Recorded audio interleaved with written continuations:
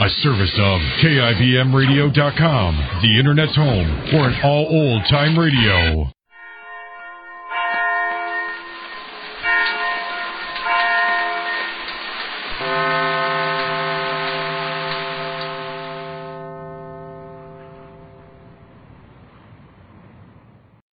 Your Coca-Cola bottler presents Claudia.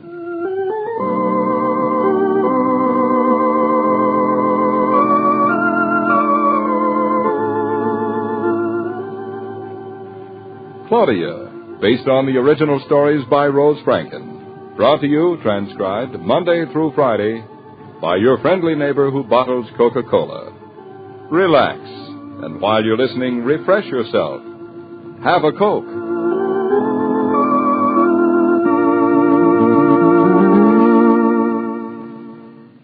And now, Claudia.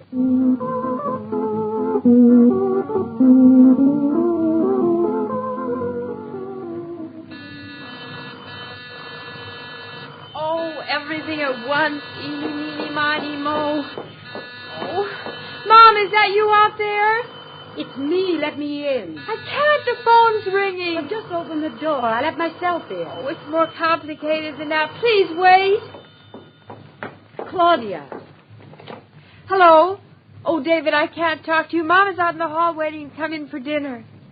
Of course I intend to let her in, but you rang at the same time, so I couldn't. Of course, I would have opened the door first if I could have, but there's a big, heavy crate you bought us in front of it, and I can't move it. It came while I was out. When will you be home? You're at the corner? Why didn't you say so? I wouldn't have wasted so much time talking to you. I love to, but I've got to rescue Mama. Coming, Mama. That was David. Let me in, Claudia. I feel like a cigar store Indian standing out here on your doorstep. Now, Mama, before I open the door, I want to explain to you. There's a big crate right in here in front of the door, about 4 feet tall and 4 feet wide, and it's very heavy, and I can't move it. And the door won't open wide, so you'll just have to squeak through it sideways. Really, Claudia, you make coming to visit you so simple and pleasant.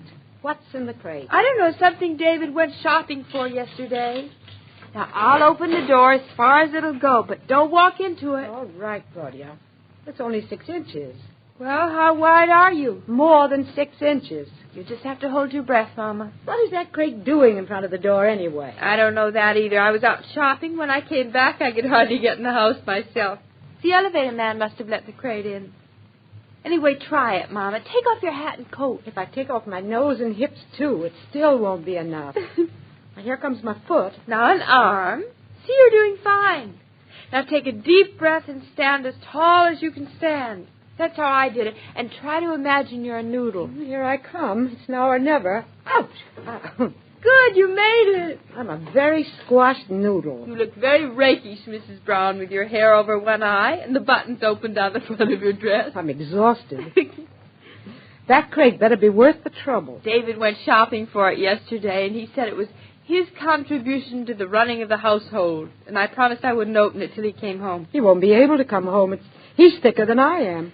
No, we'll just sit here and relax, Mama. Dinner's all ready. You ought to see my kitchen. It's as neat as a pin. I've gotten so I don't dirty it. One extra dish. I only dirty the unextra ones. You know, the ones I use. But you have to wash dishes yourself. You get a little careful before you use one. It's all a matter of being organized. Good evening, Claudia. Mother. But, David. What's the matter? Aren't you glad to see me? But, David. It's me. You look as if I had just materialized out of thin air. I think you have just materialized. I think you're a ghost. As a matter of fact, I don't think you exist at all. Well, that's an original greeting, I must say. We were all ready to get you through the front door with a shoehorn. I'm sorry to disappoint you, darling, but I came in the back door. The back door? Mama, the back door. It's only for milk. Oh, I give up anyway. Oh, my brilliant woman, I can see who the brain around here is. Oh, don't get too conceited about it. David, tell us what's in the crate. Well, what do you think? Do we have to guess? Yep. Oh, I give up. I give up, too. Thank heavens. Now, David, tell us. I won't tell you. I'll open the crate and let you see it yourself. Oh, you miserable good-for-nothing. I hate you. I never keep you in suspense like this. Is not fair. I'm going to rip it apart with my bare hands.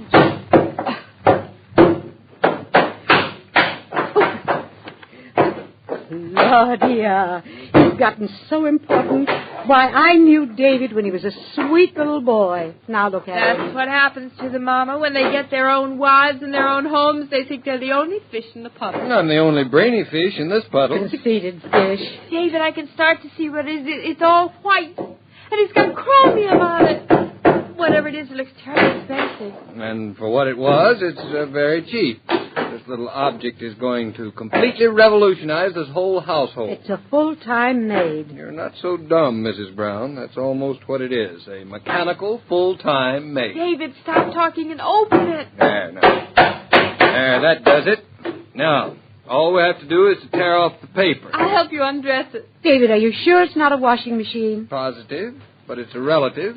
Here we go. Looks like a washing machine, David. Nope, look again. It's a dishwasher. Yeah, what do you think of that? I almost guessed. A dishwasher. I never dreamt. David, what are we going to do with a dishwasher? Wash the dishes. But that's my job. What's the matter with the way I wash them? Nothing, but this is modern. Now look, darling. This is an age of mechanical wonders that we live in.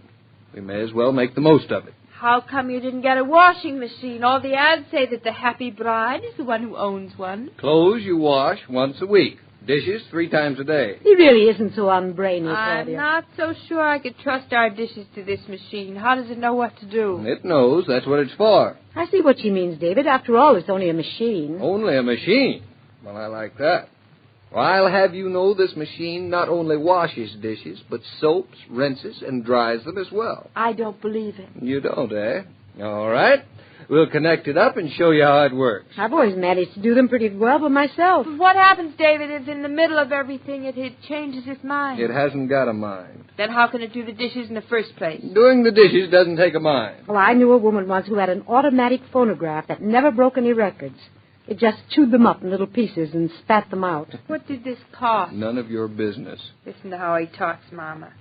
David, you can do dishes by hand for practically nothing. Women, honestly, just because their grandmothers did something a certain way, they go right on, never questioning, never thinking it could be improved on. It takes a man to realize the advantages that science has developed. Listen to him, Mama. I'm perfectly willing to be convinced. I just don't think you can convince me. All right, we'll see. Come on, girls. Now, let's push this thing into the kitchen and attach it up. There we go. I had the new plumbing put in while you were out. Oh, that's what those little pipes are. I thought they just grew there. Like toadstools.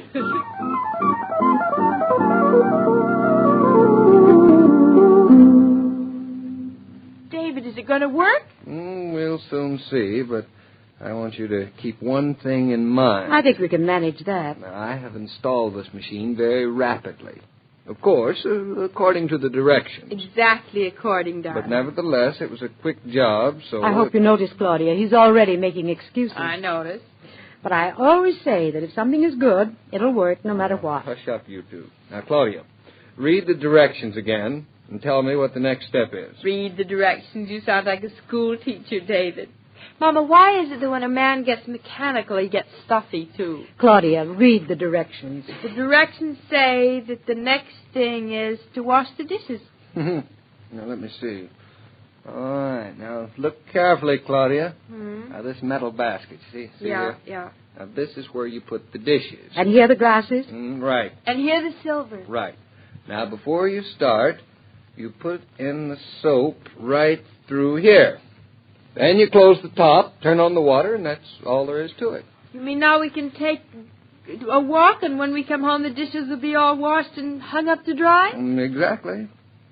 You know, I'm starting to think David wasn't just talked into this dishwasher by some super salesman at the store. I'm not the kind of man who gets talked into things, except getting married. Oh, Now, let's put in the dirty dishes. dirty dishes? Yes, hand them over here to me, will you? We haven't any. We haven't had dinner yet. Claudia prepared dinner for 3 and not a dirty dish left over. This is a fine how do you do. I go to all of this trouble, and what do I find? No dirty dishes. I'm sorry, David. Well, we'll adapt ourselves to the situation. We'll wash the dishes before we eat. Before? It sounds like an awful waste of energy. Oh. Do it, Claudia. Don't argue. That's true, Mama. The machine won't mind. What's 100 dishes, more or less? I'm certainly glad David didn't bring home a washing machine. We'd probably have to undress on the spot. David, can we put the clothes in this, too? No. The directions only specify dishes.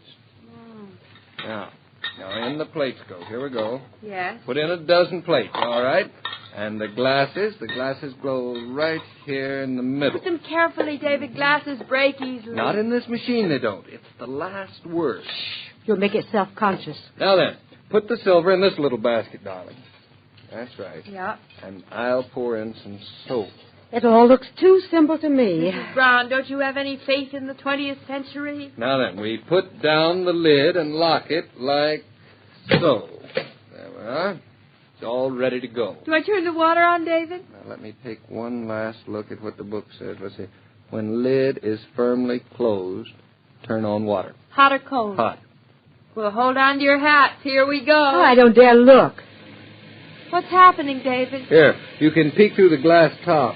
Why, it's marvelous. This thingamajig is going around like a merry-go-round. And all the water! Just like Niagara Falls. David, you're a genius to have bought it. I always said there's nothing like modern machinery. Look, it's doing the rumba. Now watch. The soap is going to be added to the water, see? Almost human. It's more than human. It's fantastic. No mess, no work, no water on the floor. Mama will buy you one. Thank you. David, is it supposed to make that noise? All of a sudden, it sounds like our car. When you drive it. Did it make that noise in the store, David? That noise, Mother? That's just part of the way it works, I guess. The dishes must be getting dizzy. They look as though they're having a wonderful time. Yes.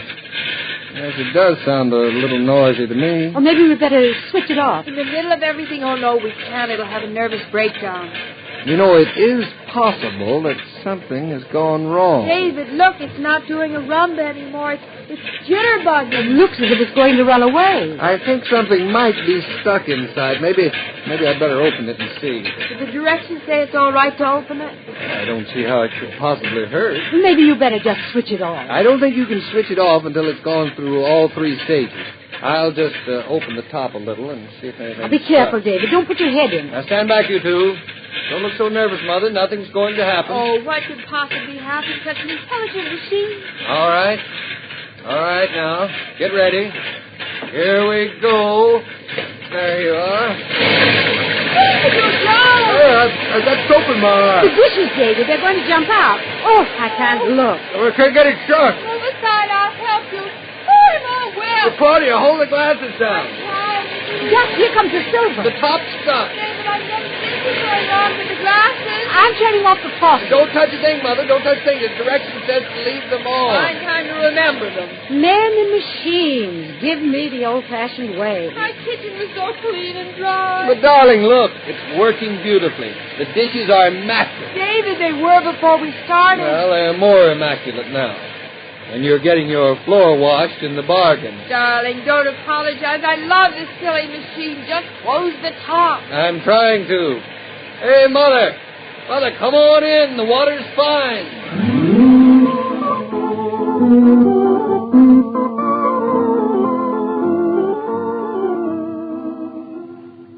This broadcast of Claudia was supervised and directed by William Brown Maloney.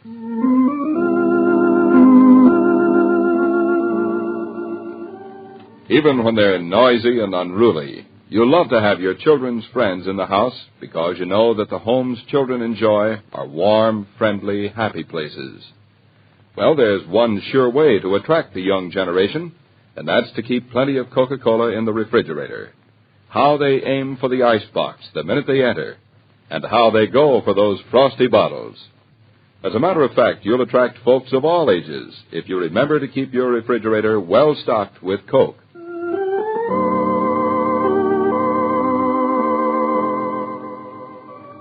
Every day, Monday through Friday, Claudia comes to you, transcribed, with the best wishes of your friendly neighbor who bottles Coca-Cola.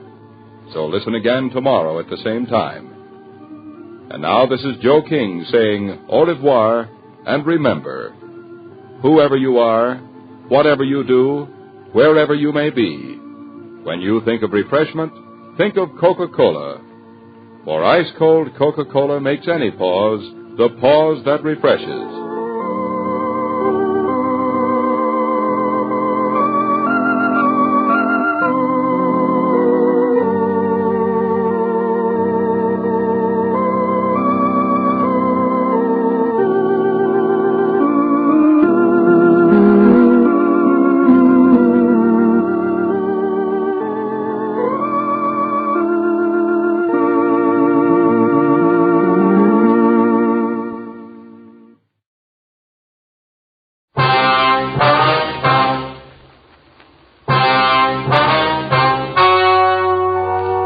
story you are about to hear is true. The names have been changed to protect the innocent. Fatima Cigarettes, best of all king-size cigarettes, brings you Dragnet on both radio and television.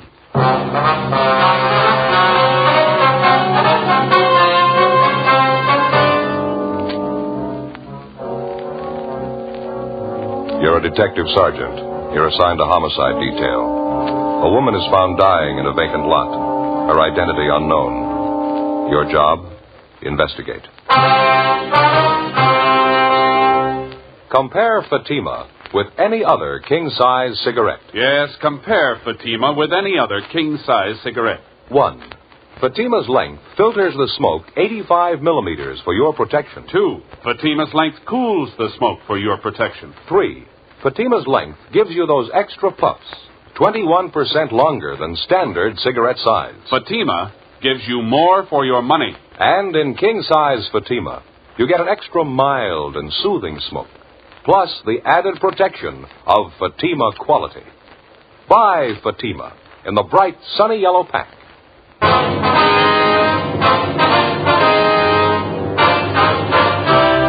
Dragnet, the documented drama of an actual crime. For the next 30 minutes, in cooperation with the Los Angeles Police Department, you will travel step by step on the side of the law through an actual case transcribed from official police files. From beginning to end, from crime to punishment, Dragnet is the story of your police force in action. It was Thursday, October 16th. It was cloudy in Los Angeles. We were working the night watch out of homicide detail.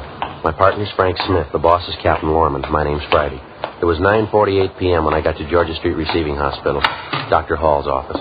Joe, how are you? Hi, Doc. How about that case you got in from 7th and Union? How's she doing? She died about 5 minutes ago. Fill me in. What do you got on it? You talked to the radio car officers, ones that handled the call? Frank's talking to him now out in the lobby. Thought I'd check in with you while he was handling that end. Not an awful lot to tell you, Joe. Ambulance G2 brought her in from the location. She was alive when they brought her in. Did everything I could for her. Didn't help much. Too far gone. Yeah, what's it look like? Chloroform poisoning. Pretty obvious. Probably self-administered. Looks like that anyway. She didn't last long. It's a little unusual, huh? Chloroform? Yeah. Under the circumstances, it sure is. Anything else?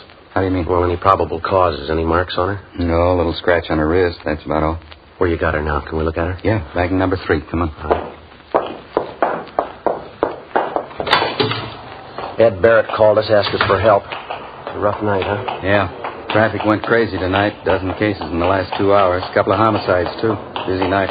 You got the weekend coming up, huh? Yeah, not looking forward to it. Here we go. Over here.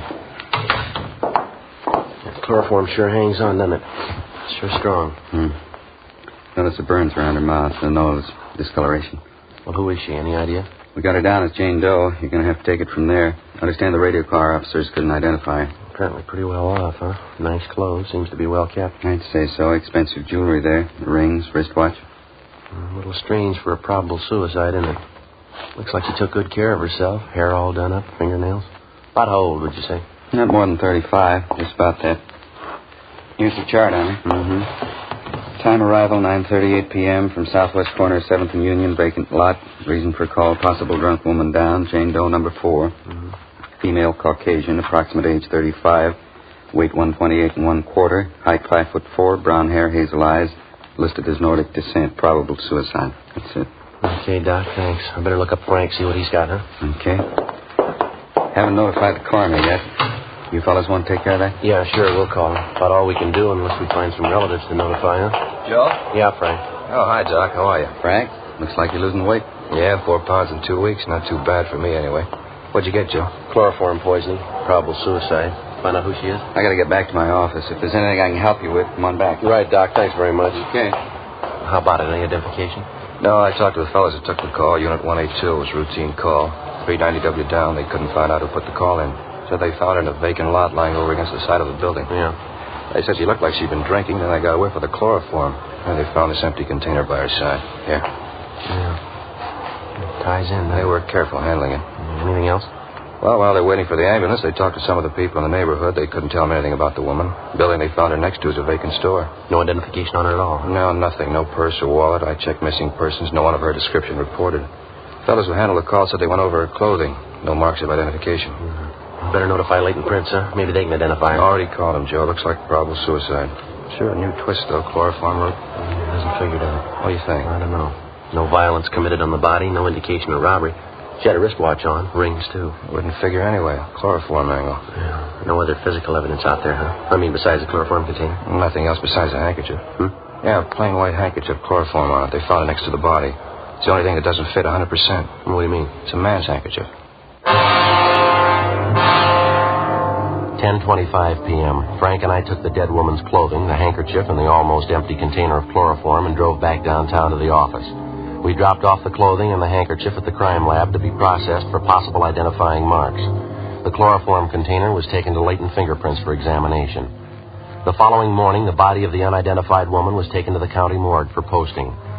As soon as the dead woman's prints were made available to us, they were checked through our record bureau and also through the record bureau at the sheriff's office. In addition, they also made a run on her description. They were unable to identify her. We checked with the crime lab, but they couldn't help us either.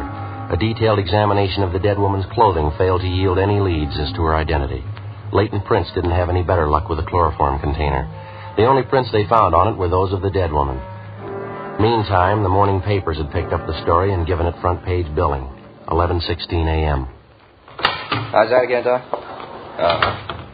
Yeah, I see. Mm-hmm. A little unusual, wouldn't you say? Yeah. Okay, we'll pick it up after lunch. Right, goodbye. Anything? Yeah, Doc Cephalo at the morgue just finished posting the body. What'd he say? The chloroform killed her. They even found traces of it in the stomach. Huh? That's right. It's a weird one, isn't it? Doesn't leave much doubt. Suicide. No indication of anything else, is there? I got it. Homicide, Friday talking. Yes, sir. Yeah? Mitchell? Mm-hmm. That's so. Yeah, sure, be glad to. Yeah, we'll be here. You want to give us your address? Hello? Oh, here we go. What was it, Joe? Somebody by the name of James Mitchell. He's on his way down to see us, wants to talk to us about the dead woman. Yeah? He says he killed her. 11:50 a.m. While Frank and I waited around for Mitchell to show up, we checked his name through R&I, but we were unable to find anything on him. A few minutes before 1 p.m., a short, blonde-haired man in a blue serge suit entered the squad room and asked for us. He introduced himself as James Mitchell. Frank and I took him to the interrogation room where we started to question him. He told us he was a steel worker by trade, currently unemployed.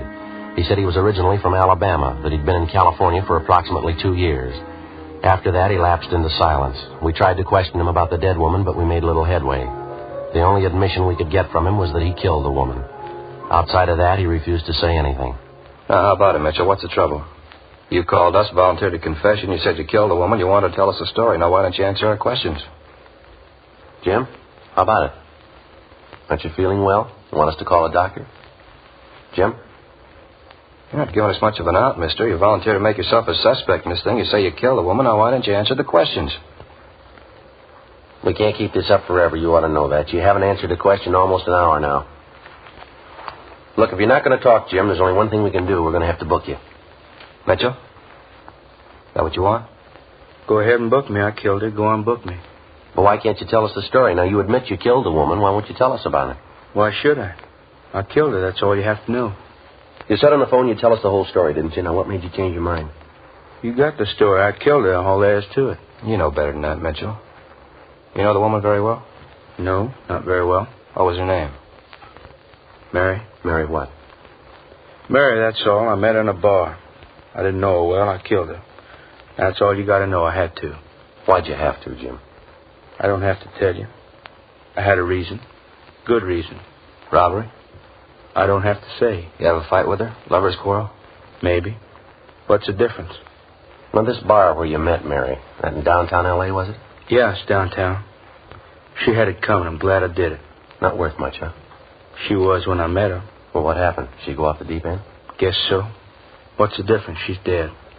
But why'd you turn yourself in, Jim? Figure you couldn't beat her? Maybe. How do you mean? I could have stayed out of your way if I wanted to. For a while, anyway. I didn't want to. Why not, Jim? Good reason. I'm glad I killed her. She had it coming. Now go ahead and do what you want. I know what the rap is. I'll pay for it. Well, if you're willing to take the rap, Jim, why not tell us the whole story, huh? You got the story. I killed her. That's all you need. Don't you want to brief us in on the details? How it happened, how it came about? Might be extenuating circumstances. You can't tell. Well, how you mean? Different things that might throw a new slant on the case. Court's not going to hand down a decision until they get the whole story. You mean about Mary? I'll never tell him about her. Lousy things she did to me. Never tell anybody about it. Must have been pretty bad, huh? I mean, the way you took it out on her. She was rotten. All the way through. I had to kill her. Well, what happened with the chloroform, Jim? Didn't it work fast enough for you? Chloroform? Yeah, huh? Didn't it react on her fast enough for you? No, it didn't. I hated her. Yeah, I guess you did. Must have had quite a scrap with her. Struggled quite a bit, didn't you? Yeah, she fought me all the way. I got her, though. I hated her. Out of my mind, I hated her so much. Well, we've been trying to figure it out, Jim. What'd you hit her with? I mean, around the head and on the neck. What'd you use? Piece of metal? Yeah, angle iron. Uh-huh. Kind of lost my head. I kept beating her. She tried to scream, but I had my hand over her mouth, and then she fell down. She didn't make a sound after that. I see. Well, how come you took her jewelry? I mean, if you just wanted to kill her, how is it you took all her valuables, too? Jim? How about it, Mitchell? Well, I don't know. Spur of the moment, I guess. I took them, but I didn't keep them. I threw them away. I don't remember where. I'm glad it's over. All right, Jim. Now, what's this all about? You didn't kill that woman. You know that as well as we do. Well, what are you talking about? Of course I killed her. She's dead, ain't she? How many times do I have to admit it? The woman had one mark in her body, Mitchell, a small scratch on the wrist. Huh? Not a single wound on the head, none on the neck either. Well, I killed her. That's all you got to know, not saying anything else. All the woman's valuables weren't taken either, Jim. She was found with a couple of rings on her hands, an expensive watch, a bracelet, too. Now, come on, Jim. What's the angle here? You can't prove I didn't do it. You can't prove that. I think we can. Now, why can't you just take my word for it? It's the queerest setup I ever saw. I'm willing to admit I killed her, and you won't believe me. What kind of cops are you, anyway? Where'd you spend last night, Jim? Where were you? I don't know. I don't remember. You remember. Now, how about it? It's the queerest setup I ever saw. Whole town. You wouldn't believe it. Yeah? Look, I come here from Alabama. I told you that. I've been here for 22 months. A long time. It's almost 2 years. Mm-hmm. Queerest town I ever saw. Thousands of people all over. Millions of them. People all around you, all over the place, everywhere you go. I didn't know any of them. Not a one. They didn't know me. 22 months. Couldn't get to know nobody. I still don't. They don't know me either. Yeah. Tried to get acquainted. Just seemed I never could. Nobody knew me. Nobody cared. They didn't even know who I was. Well, what kind of town is that? 22 months right here. They don't even know who I am. Nobody knows. Living alone, you just get sick of it. Get sick and tired of it. That's what brought all this on, huh? Well, I mean, at least they'll notice me. They'll know I'm here. I killed a woman. They'll know who I am now. You ever spent any time in a hospital, Mitchell? Institution? Now, what'd you have to ask that for?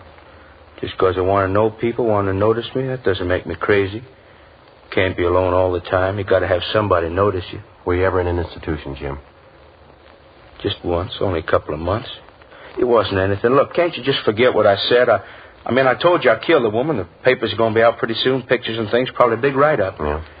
Well, can't we let it go at that? I killed her. Just forget the rest? No, I'm afraid not. Why not? We'll just make out it's that way. People get to know me anyway. At least they'll know I'm around. I won't be alone. No use worrying, Jim. Huh? You won't be alone anymore. 1:38 p.m. We continued to question the self-accused suspect, James Mitchell, and he finally told us that he'd been confined for a period of 18 months in a state mental hospital in Alabama. That had been more than 3 years before. The questioning also left no doubt in our mind that Mitchell had nothing at all to do with the death of the unidentified woman. A sister of Mitchell's living in Alabama was contacted, and she agreed to come out west as soon as possible to look after her brother. In the meantime, he was delivered to the care of psychiatrists at the county hospital. The incident of a man confessing guilt of a crime of which he's wholly innocent certainly wasn't anything new.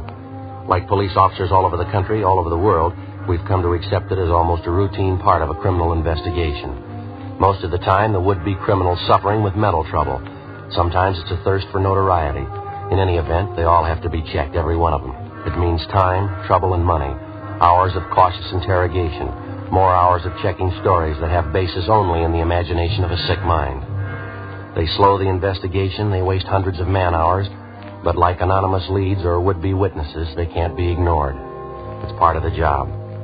Saturday, October 18th, the newspapers continued to cooperate by giving us front-page space to the story of the unidentified woman. Joe? Yeah, how'd you do? Nothing. Identification wasn't even close. How about Brian and Lopez? What'd they do on that call of theirs? Well, they're over at the morgue now with the boy, 16-year-old. Kid was pretty wrought up when he came in. Well, we sure had a parade of them. All last night, all this morning. Well, it doesn't hurt our chances any. The more, the better. I suppose so. Not going to make much headway if we can't identify her. Any answers on the all points we got out on it? Yeah, 4 of them. They all been checked. Nothing. Chewing gum, Joe? New kind, tangerine flavor. No, thanks. How about that check of the hospitals around town? Anything show up there yet? No, not so far. The scar on the woman's leg was from an operation, all right. Doc figures it might not have been done in a hospital, though. It was a minor operation. Could have been done in a doctor's office, maybe. That'd stop it, sure.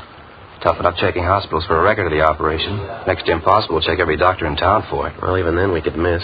Don't know where the woman's from. She could have had the operation done anywhere. I'll get it. Homicide, Friday talking. Yeah, Tom. I know. You did? That's so. Yeah, okay, fine. You bet. Thanks, Tom. It was Brian. He and Lope are driving that boy over to Georgia Street, the 16-year-old. What happened? Well, they took the boy to the morgue. They showed him the body, asked him if he recognized it. What'd she say? It's his mother. 2:05 p.m. Frank and I left the office and drove over to Georgia Street Receiving Hospital. The 16-year-old boy who had identified the dead woman as his mother was being treated for shock and hysteria. The youngster told Brian and Lopez that his name was Arnold Hopkins and that he'd been living with his mother at a Norwood Street address. After he was given a sedative and recovered himself a bit, the boy was driven to the home of his aunt and uncle out near Barnesdale Park. That night, Frank and I called on the boy and found him sufficiently recovered to answer a few questions. He confirmed his identity of the body he'd viewed that afternoon as that of his mother, Mrs. Jeanette Hopkins. He said he was an only child and that his father was dead. He told us his mother had been working for the past 6 years as coast representative for an Eastern cosmetics firm. We asked him what had happened the night his mother disappeared. The phone just rang about, when we were finishing dinner. About 8 o'clock, maybe quarter after. Well, when Ma hung up, she said something important come up. She had to go out to see somebody. She said she had to see him right away. She got her coat and left. It's the last time I saw her. Well, who was she going to see, Arnold? Did she tell you? No, she didn't. I heard her talking on the phone, though. Heard her say Leo. She said it a couple of times. Leo. Where was she going to meet this person, Arnold? You happen to overhear that? No, I didn't. I think she said, okay, I'll meet you there, Leo, and she hung up. Then she got her coat, kissed me goodbye, and she went out. Did she leave on foot or was she driving, you remember? Oh, on foot. My mother didn't drive. Who's Leo, so? Your mother ever talk about him? Heard her talking to him on the phone a couple of times. That's about all. Well, do you know where he lives? What he looks like? Can you tell us anything about him at all? No, sir, nothing. I wouldn't know him if I saw him.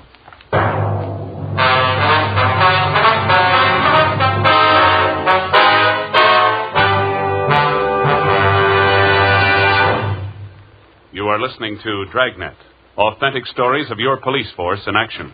The only way you can prove to yourself that Fatima is the best of all king-size cigarettes is to compare them with the brand you've been smoking. Yes, compare Fatima with any other king-size cigarette. 1. Fatima's length filters the smoke 85 millimeters for your protection. 2. Fatima's length cools the smoke for your protection. 3. Fatima's length gives you those extra puffs, 21% longer than standard cigarette size. Your money back plus postage. If you're not convinced, Fatima is better than your present king-size cigarette. Just return the pack and the unsmoked Fatimas by August 1st, 1952. Fatima, Box 37, New York 1. More and more of your friends are switching to king-size Fatimas every day. Compare them yourself tomorrow. Buy Fatima in the bright, sunny yellow pack and enjoy the added protection of Fatima quality.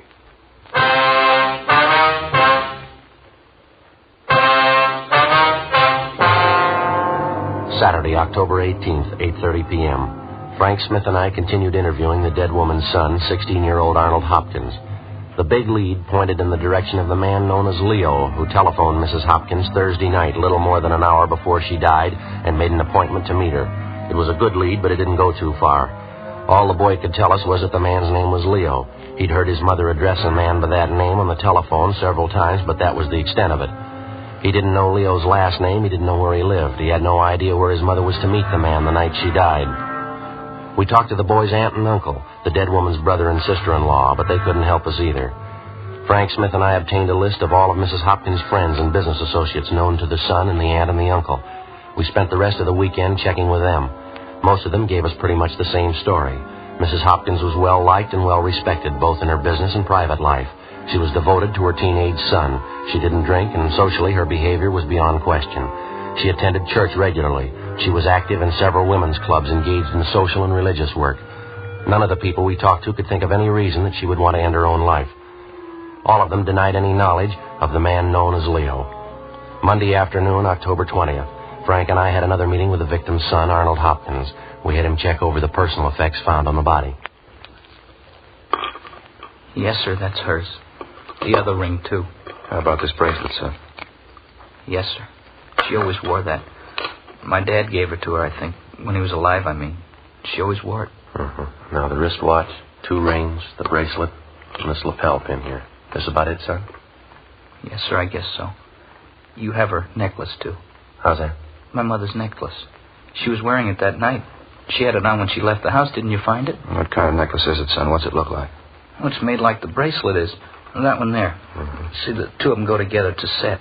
Your mother wear expensive jewelry like that every day, did she? No, sir. She wore the bracelet quite a bit, not the necklace, though. She only wore that when she was dressed up. I thought about it yesterday. I meant to tell you about it. What's that, son? Well, right after she got the phone call that night, when she told me she had to go out. Yeah? Well, she went back and got her coat, and then she came in the living room and kissed me goodbye. She had the necklace in her hand. You sure she took it with her? Oh, yes, sir, I'm positive. After she kissed me goodbye, she went over to the mirror, and I saw her put the necklace on. She was wearing it when she left. I didn't think much about it till later on. Most of the time, she only wears it when she dresses up. She wasn't very dressed up that night. Joe? Yeah. Can you describe the necklace for us, son? Exactly what it looks like? Yes, sir, I think I can. When you saw your mother with a necklace on, did you think to ask her about it? Yeah, I did. She said she was wearing it because she wanted to look pretty. She was going to meet a good friend. Mm-hmm. And she didn't say where? No, sir. I guess she was wrong, huh? About her necklace, I mean. No, son. About her friend.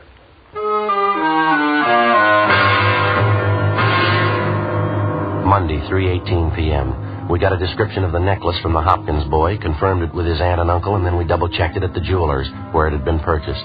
After that, we contacted the pawn shop detail and burglary division. The necklace and its description was put on the stolen property list, and copies were sent to second-hand jewelry stores and pawn shops throughout the area. We also got out a broadcast and an APB on it. 4:15 the following afternoon, we got a reply from the San Diego Police Department. A pawn shop owner down there had reported taking in the necklace the Friday before, which matched the description of the one we were looking for. The man who pawned the necklace listed his name in the pawn shop's buy book as Raymond Butler. San Diego officers had checked out the home address that he'd given. It was a vacant lot. The necklace was sent back to Los Angeles, where it was identified as Mrs. Hopkins. The description of the man who'd pawned the necklace was forwarded from San Diego together with a photostatic copy of the suspect's signature, and we got out an all-points bulletin on him. 2 days passed. Nothing. Along with Brian and Lopez, we continued checking all public places in the general area where the body of Mrs. Hopkins had been found. You got anything, Frank? Talked to a man by the name of Wagner, Joe. He told me she used to do a lot of traveling, business trips, most of them to San Diego. Uh-huh. Wagner says he heard she had a boyfriend down there, a tall, dark-haired fella. That's all, no name. I get it. Homicide Friday. What? Oh, yeah, Lopey. Mm-hmm. Where? Checks out, does it? Yeah, that's good. Fine. Okay, thanks, Lopey. Yeah, right away. Anything, Joe? Lopez, he and Brian just checked a bar out in the neighborhood where the body was found. Mm-hmm. They talked to the bartender in the place, showed him the description of the man who pawned the necklace. Bartender says he knows the man. You sure? Pretty sure. He told Brian and Lopey that the man's either a boxer or a wrestler, something like that anyway. You know the man's name, where he lives? Says his name's Taylor. No home address. You know his first name? Yeah, Leo. 1:25 p.m.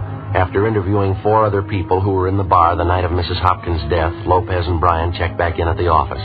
They told us that at least one of the 4 persons they talked to, in addition to the bartender, was sure that the description of the suspect who pawned the necklace fitted a man known as Leo Taylor, who was in the bar the previous Thursday night. He was seen in the place between 8:30 and 9 p.m., and he was seen with a woman answering Mrs. Hopkins' general description. The bartender had no idea where the man lived, but he seemed fairly certain of the man's name, Leo Taylor, and his occupation, either wrestling or boxing. 5:05 p.m., we made a run on Taylor's name and description through R&I, and we got a make. We checked his handwriting, and that matched out also. He had 1 previous arrest for assault and disorderly conduct. His residence was a West 11th Street address. We checked it out, but he'd moved 6 months before. The landlady had no forwarding address on him, but she told us one of the places he used to frequent was a gym on South Olive down near Olympic. We ran it down. All right, come on. I'm getting tired of putting it back. Come on. I checked with the fellow in the office over there. Joe says the man we want's taking a shower back there, locker room. All right. In here? Yeah. Go ahead. Yeah. Hey, excuse me. Your name Leo Taylor? How's that? I said, are you Leo Taylor? Yeah, that's right. What is it? Police officers would like to talk to you. Oh, I'm taking a shower right now. You want to wait a while? Well, keep, Taylor. We want to talk to you now. All right. All right, what's the rush? What's it all about? I want to talk to you downtown. What do you want me downtown for? A routine check. Like to ask you a few questions. About what? Jeanette Hopkins. That's so? What about her? When's the last time you saw the woman, Taylor? I don't know. A couple of months ago. At least that. Why? We can talk about it downtown. Well, let's talk now. It'll take me a little time to get dressed. What's the pitch? You know as well as we do. You want to throw me that shirt, Mac? Thanks. What do you mean I know as well as you do? Know what? No rush, Leo. We can talk downtown. I read about it in the papers. It's a terrible thing. I was going to look her up one of these days. It's too bad. You live in Los Angeles, Taylor? Yeah, why? Ever get down to San Diego? Once in a while, not too often. You don't think I had anything to do with it, do you? How do you mean, Leo? With what? I mean, Jeanette, she's dead. You don't think I had a hand in it, do you? I tell you, I'm on a level with you, Leo. We've been on this thing a week. We've got you placed in San Diego. We've got you placed here. You say you haven't seen Mrs. Hopkins for 2 months. We can do a lot better than that. You were with her in San Diego 2 weeks ago. You were drinking with her in a bar out there last Thursday night. You were with her 20 minutes before she died. We got all we need, Leo. Got my coat there, Grayman? Check the pockets, Frank. Yeah. Gonna take a lot of proof. I guess you know that. Gonna take a lot of it. We got it. Better have. Let's see. Keys, wallet, comb. Yeah. Okay, let's go. No, just a minute, Leo. Yeah? Pawn ticket here. You forgot it.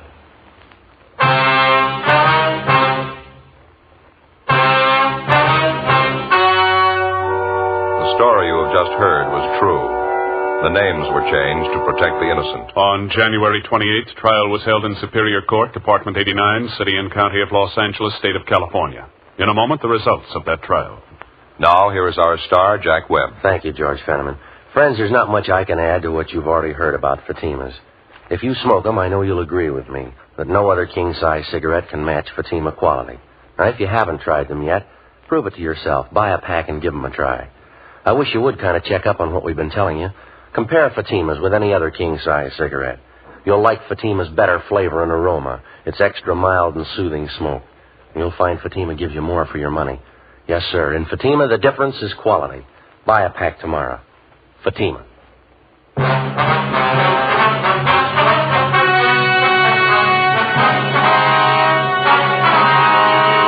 When confronted with the evidence and testimony against him, Leo Francis Taylor broke down and confessed to the murder of Mrs. Jeanette Hopkins. She'd been paying blackmail to Taylor in order to keep their affair secret, but a month before her death, she refused to pay him any more. Taylor threatened her again, and she agreed to give him the necklace as a final payoff. At their meeting, Taylor demanded cash. His victim threatened him with arrest, and he administered the chloroform. Taylor was tried and found guilty of first-degree murder and was sentenced to a life term in the state penitentiary.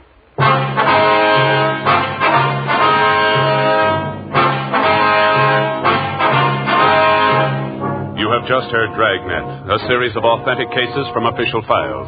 Technical advice comes from the Office of Chief of Police W.H. Parker, Los Angeles Police Department. Technical advisors Captain Jack Donahoe, Sergeant Marty Wynn, Sergeant Vance Frazier. Heard tonight were Herb Ellis, Vic Perrin, Gil Stratton, Jack Crucian. Script by Jim Mosey. Music by Walter Schumann. Hal Gibney speaking. King-size Fatima, made by the same people who make popular Chesterfield cigarettes, has brought you Dragnet, transcribed from Los Angeles.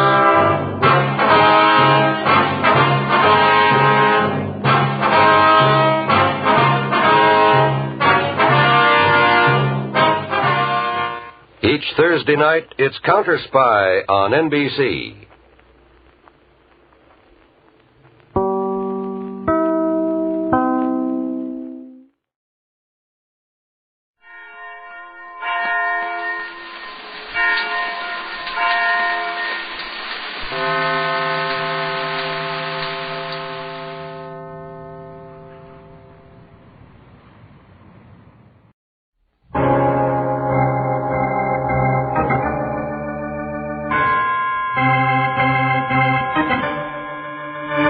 My name's Regan. I work for Anthony J. Lyon, Detective Bureau. They call me the Lion's Eye.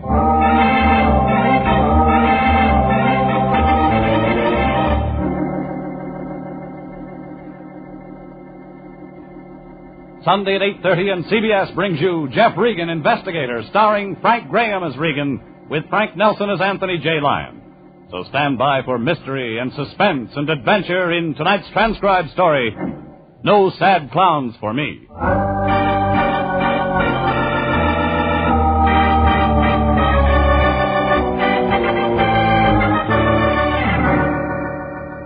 There was a tall clown and a short clown juggling this one, plus a sleek but overaged destroyer named Ruth that wore tights and trained tigers. All parts of a big circus playing a small town of 649 people. And somewhere along the midway, a joker wanted to cut me down to size. 6-foot box size. I wasn't thinking about the circus when I went to the detective bureau Wednesday morning, but my boss was. The lion was up to his knuckles in... Green, my boy. I've just about decided to have our whole office done over in green. Why the sea of $1 bills? A client, my boy, with payment in advance. Those bills look like they've been papered in a rat's nest. They're all in pieces, my boy, but they're good. You'd know. Yeah, of course. Notice when I hold this one against this 300-watt light, the paper's made with silk threads. Fitting the torn bills together, they come to $67, Jeffrey. And the client is... See this canvas bag? Bottle top? It's full of nickels, dimes, and quarters, Jeffrey. With the $1 bills, it makes a very nice retainer of $75. For which we do what? Nothing. Oh, wait a minute, Fatso. You mean a client walked in here, laid down $75 to hire us to do nothing? Exactly. Duck, there's a curve on this pitch. No, my boy. The whole thing's perfectly legitimate. Our client walked in about an hour ago. Description? Well, he was a tall man, eccentric. Go on. 45 or 50 years old, long, pale, stringy, yellowish hair, like an actor, and oddly dressed. This keeps getting better. Well, he had on a single-breasted pinstripe suit and tennis sneakers, a rope for a belt. Does he fly? What? No. Anyway, Jeffrey, he put the money down. He saw I was worried about the small denominations, and then he said, "It's not brass." Just like that. It's not brass. A circus expression, my boy. Then he leaned right over this desk and said slowly, showing his big teeth, Jeffrey, "When a little old man named Crackley comes in, don't take his case." And you went for that? Of course. We do nothing, no trouble at all. Lion, it could be we're in trouble. Give me our client's name and address and the retainer. I'll take it back. Well, unfortunately... Don't tell me. You didn't get the name and address. Well, you see, my boy, he was in a great hurry. You gave him a receipt for the $75? Oh, of course. Everything very businesslike. That ties us into the case, but good. Now, no matter what happens, we're mixed up in it. You're borrowing trouble. We bought it. Oh, relax, my boy. We got to get that receipt. Forget it. Just be grateful. Okay, Lion. But if Crackley shows up, be careful. I turned and started for the door. I knew client was a crank. You'd have to be more than careful. But I couldn't dump the trouble into the lion's lap. I slammed the door on my way out. The noise made a little old guy jump. He was standing in the hall, just outside our door. It wasn't hard to figure who he was. Crackley? You know my name? Well, I do now. You're on your way into the Lion Detective Bureau. Yes. I'm Regan. The Lion's Eye? That's what they call me. You're the man I came here to see. You were highly recommended. I'd like to talk to you, Crackley. I know a place they'll let us sit down for 50 cents.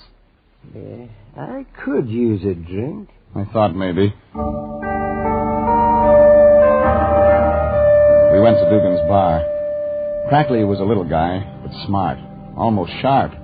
He had an outdoor face, tanned with deep wrinkles like closed eyes in his forehead. Like he had a lot on his mind, and he wanted to talk. I'm the owner of a circus, Mr. Regan. Oh, congratulations. Well, you don't understand. I don't know if you can imagine the responsibilities of a circus owner. To his employees, I mean. They're all specialists. And if we were to close up and go out of business, well, there'd be no place for them to go. Except another circus. Oh, circus business has fallen off since the war years, Mr. Regan. Oh, I hadn't heard. Business is terrible. Yeah, sure. Another drink, gentlemen? No, thanks. No, I don't. Now, why did you come to the Lion Detective Bureau? I want you to find a man named Bliss. Why? Well, Bliss has been investing in my circus. Putting money into a losing proposition? Oh, it's not unusual. People that love the circus, especially wealthy people, enjoy putting their money into things that give them pleasure. Bliss is missing? Oh, for the last 3 weeks. And the money has stopped coming into the circus? Well, yes, Mr. Regan. When did you last see Bliss? The fact is, I've never seen Bliss. But he puts money into your circus? Through his lawyer. Right now we're playing Bliss's hometown. I'd hope to meet him in person. Yeah.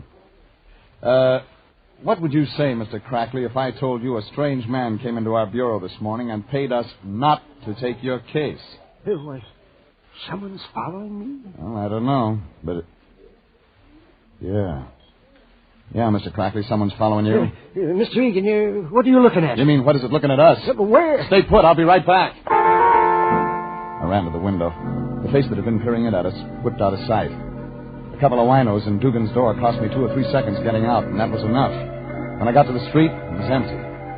The man with the long, stringy, yellowish hair who'd been watching us was gone. I went back into the bar. That's when I got a second surprise. Crackley was gone, too. A quick call to Billboard gave me what I needed. The Crackley Great Combined Circus was playing a town of 650 people. A place called Crossroads in the foothills, about a 2-hour drive from L.A. The crank with the yellow hair on the rope belt was somehow tied up with that Crackley circus.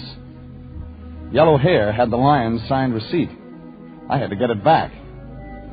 So I got into my car and headed for Crossroads. And when I got there, funny thing, the town was deserted. But the circus midway was jammed. It looked like Crossroads' whole 649 population was at that circus. Hot dogs, hot puppies, they're delicious, they're nutritious. Step up and get one. How much? Eh? A hot dog, how much? Oh, yeah, hot dog. Hey, you mean you're going to buy one? Why not? Nobody buys nothing in this cheap burg. Business looks pretty good to me. Everybody in town here at the circus. Don't cost them nothing. Oh, no? Old Crackley's putting on a show for nothing. Making it look good for Bliss, his silent partner. The show's papered then. Annie Oakley's for free, huh? Say, you Bliss?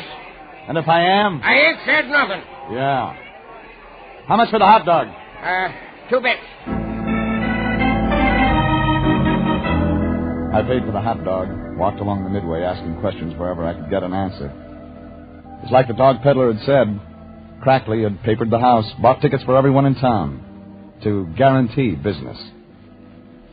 We weren't supposed to take the case, but the situation was interesting, and I got to wondering about Bliss, how he fitted in. But then I remembered I was here to get our receipt back, so I bypassed the midway, walked around to the performers' tents. No gaudy signs here, no freak shows, palmists or ballet. And I found a woman. Or rather, she found me. Regan? Nice to be known. This is my tent, Mr. Regan. Please come in. She was tall, slim. You could spend time watching her. Young, but not too young. Her hair was long and black, almost to the roots. Her face was firm, beautiful, but her eyes had already been there and back. Then we were in her tent, nobody around except the tigers just outside. And she got nearer, and I could see more. Regan. Nice tent. I got a message. Uh-huh. Go home. That's your message? Go back to L.A., Crackley says. You a friend of Crackley's? He saw you on the midway. He said, that's Regan. That's the Lion's Eye from L.A. that ought to go home. You sure it wasn't Bliss? You know Bliss? Oh, yeah, a very close personal friend of mine. You're clever, Regan. It's my business. Make sure your business doesn't get you into trouble. Hey, that tiger's close. Yeah, I work the big cats. They hate me and I hate them. I like them kept near me. Gives me a chance to whip them through the bars whenever I'm feeling blue. Lady. Yeah? What's your name? I got a surprise for you, Mr. Regan. I've had lots today. My name's Crackley. You're married to old Crackley, the circus owner? I married his son, Mr. Regan. His son? Yeah, George Crackley. The little runt that's standing in back of you. I turned. George was there, all right. And he was little, maybe 4 feet 10 inches tall, wearing a clown suit. His face was in queer makeup, chalk white, bruised blue. He was supposed to look like a sad clown. And he was. What are you doing around here? Looking for a man. She look like a man? No. You're after my wife, too. You were standing real close. Guys fall in love with me, Regan. My husband's a poor sport about it. Oh, make sure you don't wake up dead, mister. Make sure you don't get dropped on. I'll be real careful. George, if you don't get out of here, Ruth, don't you think it's time you were getting into your costume? The walk-around will begin in 4 or 5 minutes. A tall clown filled the opening to the tent. When he spoke, Ruth began fumbling with the costume. Little George looked like he was going to cry, then walked out of the tent without a word. Ruth followed him. And I was left alone with a tall clown in makeup, with a red watermelon mouth and cold blue eyes. I hated to interrupt, Mr. Regan, but Ruth must dress for the walk-around, as we of the circus call our opening parade. You seem to have an effect on George, too. Oh, George and I are partners. He's the sad, bruised clown, and I am the cruel clown. I frightened him, mauled him, beat and bruised him with various objects. It amuses people. Naturally. We're all sadists at heart. Maybe you can help me. I'll try. I'm looking for a tall, eccentric man. Wears tennis shoes, rope for a belt.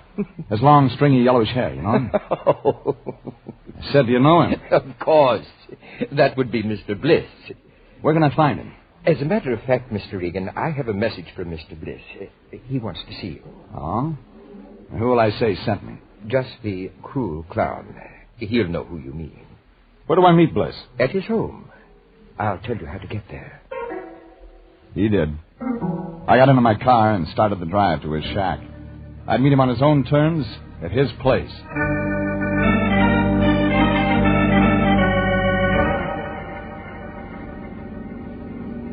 It was a 15-minute drive, most of the way up a side road.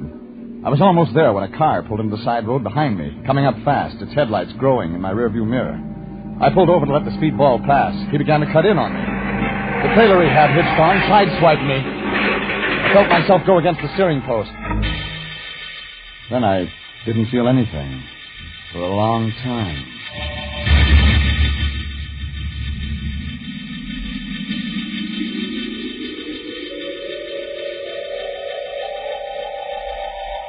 I'd been thrown clear of my car. When I came to, there was a huge man standing over me, black in the moonlight. My gun was gone. My hand caught at a club, and then I saw it wasn't a club, but a small, very small chair arm. Must have fallen from the trailer. The trailer was gone. The man started moving in.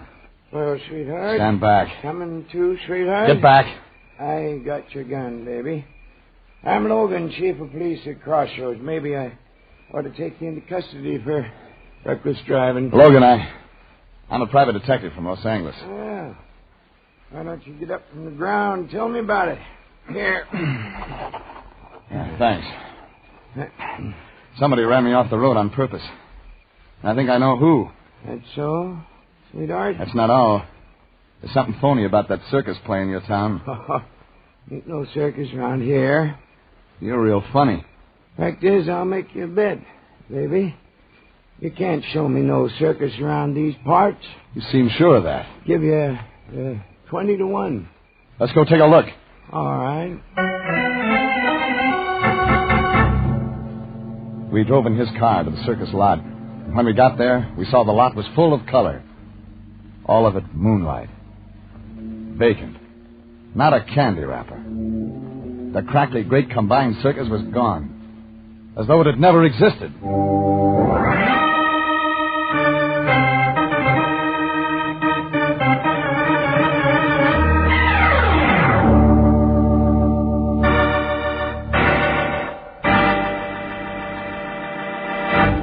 This is CBS, and you are listening to No Sad Clowns for Me, tonight's adventure with Jeff Regan, Investigator.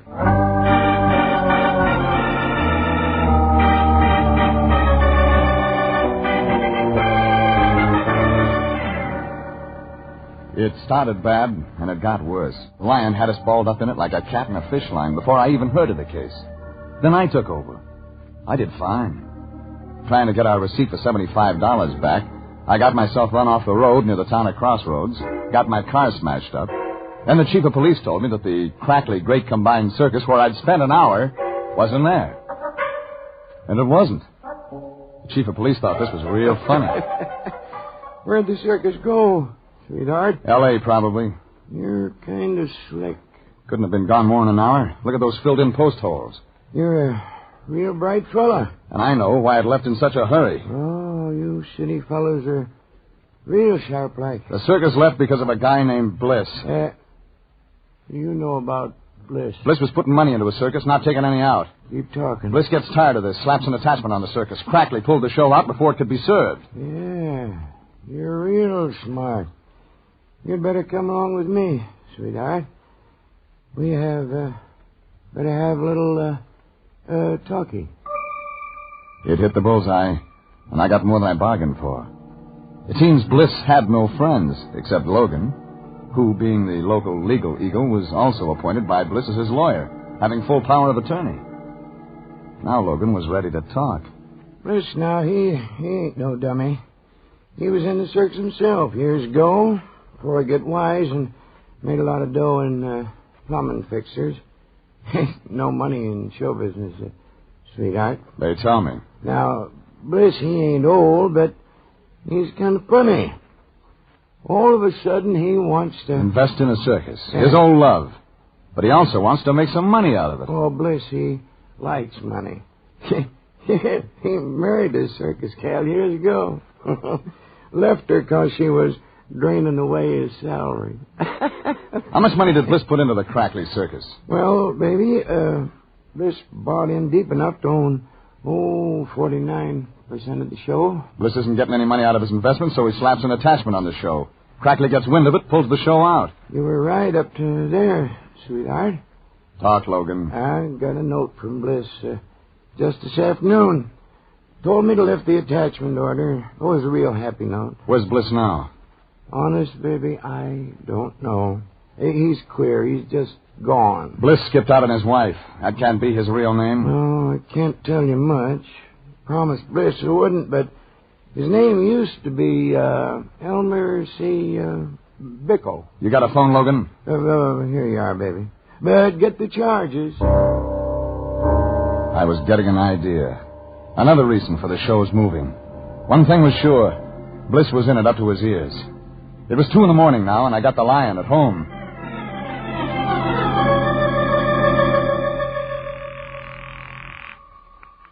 Anthony J. Lyon, Detective Bureau, Home Office. We never sleep. And why haven't you been asleep? Jeffrey. Well, I've had some very important work to do tonight. Such as? Pasting those dollar bills together, if you must know. You're graduating from kindergarten right now, Fatso. Get your car out. At this hour? I'm in Crossroads, California, slaving for the agency, and you can help. What can I do? Get all the stuff you can on a guy named Elmer C. Bickle. Bickle? Bickle. Joined the circus years ago, married somebody, left his wife. Check variety. That'll take all night, Jeffrey. You've got 1 hour. Oh, another thing, Fatso. Check the theatrical hotels, places where show people, circus people put up. And here's what we need. A line on anybody connected with the Crackley Great Combined... I can give you that, sweetheart. What? You what? I know where they probably hold in. Lion, forget that last. But check Bickle. I hung up, and Logan said he'd heard the performers in Crackley Circus usually stayed at the Fossman Hotel in Los Angeles. So I called the Fossman Hotel. Oh, hello. The desk clerk sounded wide awake. Fossman Hotel? Has Mr. Crackley checked in? Who's asking? Regan, private investigator. Well, we certainly could have used a private investigator this morning. Why? Heavens, the circus came in without telling us.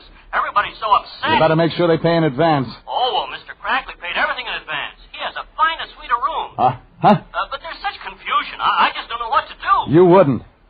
Now, about Crackley. Oh, I'll ring. But he's probably asleep anyway.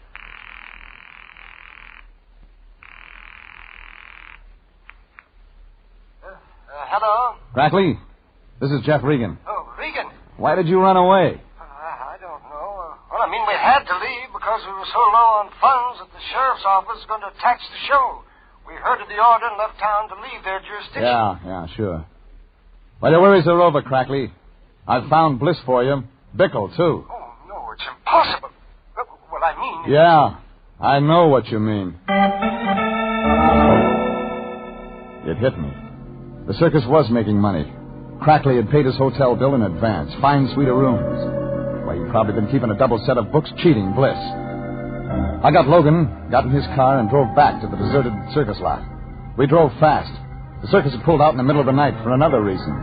And I knew now we'd better look for that reason. The lot was deserted. Low, cold mist over the ground. Gray morning. A small animal moved through the mist like a creature from another world. A small dog. He'd found what we couldn't see. He had something in his mouth. A cap with a red pom-pom on its pointed end. A clown's cap, stained with blood.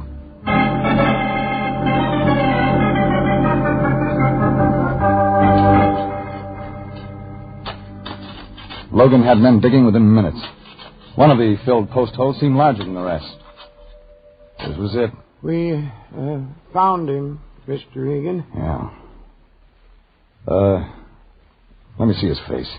Yeah. Kind of muddy. Still in makeup. Tall, cruel clown. You know him? Yeah. You too. Pull the skull cap off. Poor Mr. Bickle, alias Bliss. Long, stringy, yellowish hair like an actor. Only he isn't playing at being dead. Come on, Logan. Keys to your car. I've got an appointment at the Fossman Hotel.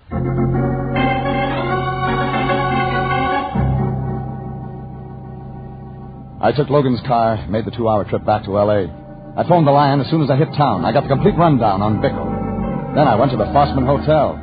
I asked the room clerk for old Crackley's room number. It was 203. I didn't wait to be announced. You should lock your door, Crackley. You could get company you might not enjoy. Well, I've been waiting for you. I know why you pulled out of Crossroads so fast last night, Crackley. But I don't know anything. I found Bliss. I'm not interested in Bliss anymore. And maybe you're interested in Bickle, the tall clown. Now, please, Mr. Regan. Bliss joined the circus under his real name, Bickle, to check up on his investment. The tall clown was Bliss? Yeah. He was eccentric, but not eccentric enough to throw his money away. But he got more than he bargained for. No, please, now leave me alone. He's dead, Crackley. Dead. Yes, dead. You pulled out of Crossroads last night because a man was killed and buried there on the lot. But I didn't kill him. But you know who did? No. I had the Lion check on Bickle. It seems he married a Ruth Sandusky in Chicago, April 18th, 1930. Now, Ruth Sandusky was only a kid then, featured in an animal act. My son George married her in good faith, Mr. Regan. I was against the marriage. Where's George now? But I can't tell you.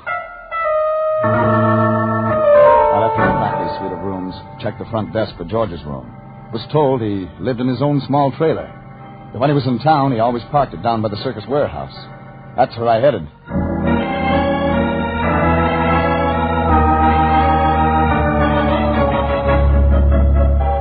The circus warehouse was down by the tracks. It was a raw wood building that had fallen in on its bones.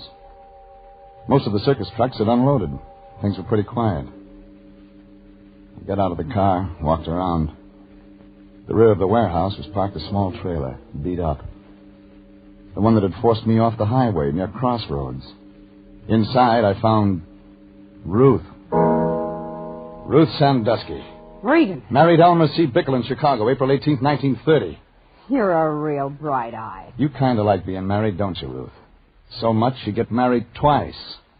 Girl needs a man. With money. Bickle ran away from me the week we played Chillicothe. The only way I knew he was alive, he used to put crazy ads in the trades every Christmas. You'll be sitting pretty when old man Crackley dies and George inherits the circus. Oh, I try not to think of such things. Bickle joined the circus 3 weeks ago. He recognized you, wanted you again. Moved in on George. The thing is, you were still married to Bickle. You'd kind of overlooked getting a divorce, which meant you weren't legally married to George, meaning you had no future claim on the circus. You won't tell George.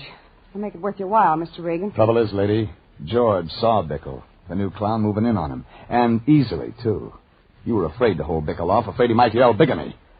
Real cozy for you, Ruth. Both husbands, clowns in the same act. You better stop talking, Mr. Regan. George had to move out of your tent, sleep in his trailer. He was crazy jealous. That's why he tried to finish me by driving me off the road. He thought I was moving in, too. Stop it while you still got the chance. Bickle said, come back to me or I yell bigamy, and you killed him. Stop it! Only one thing, lady. You didn't know that Bickle and Bliss were the same man. Bliss? Yeah, the angel. The guy that was pouring all that money into the circus. Bickle was Bliss. I'm still married to him, legally. That's almost right. Yeah. Yes, it was bigamy. What do I want with George now? As the wife of Bliss or whatever he called himself now, I'll inherit all his dough. You killed Bliss. What? Cracky thinks his son did it. George will go to the gas chamber for me. I'm a bigamist, Mr. Regan, so give me 2 years. No, Ruth, no. No, you won't get rid of me that easy. George. I heard what you Little were George, the sad, bruised clown, stood in the doorway of the small trailer. It was like he didn't see me, only Ruth, his almost wife. But he'd heard I plenty. thought you killed him because he was molesting you. Shut up, George. I thought you killed him because you loved me. You stay away from me, George. Ruth ran out of the trailer, followed by George. He slammed the door to hold me back. I got the door open just in time to see little George slip into the circus warehouse. I ran after them, fast. Inside the warehouse, it was dim. There was the sharp smell of circus animals. Little George was flexing his muscles for the first time in his life. I won't let him get you. I'll take you from the gas chamber. A superhuman strength had come into him. He had Ruth by the hair and was forcing her into an animal cage. The tiger was crouched in the corner of the cage, ready to jump. I grabbed both George and Ruth by the hair and pulled them back. I kicked the cage shut.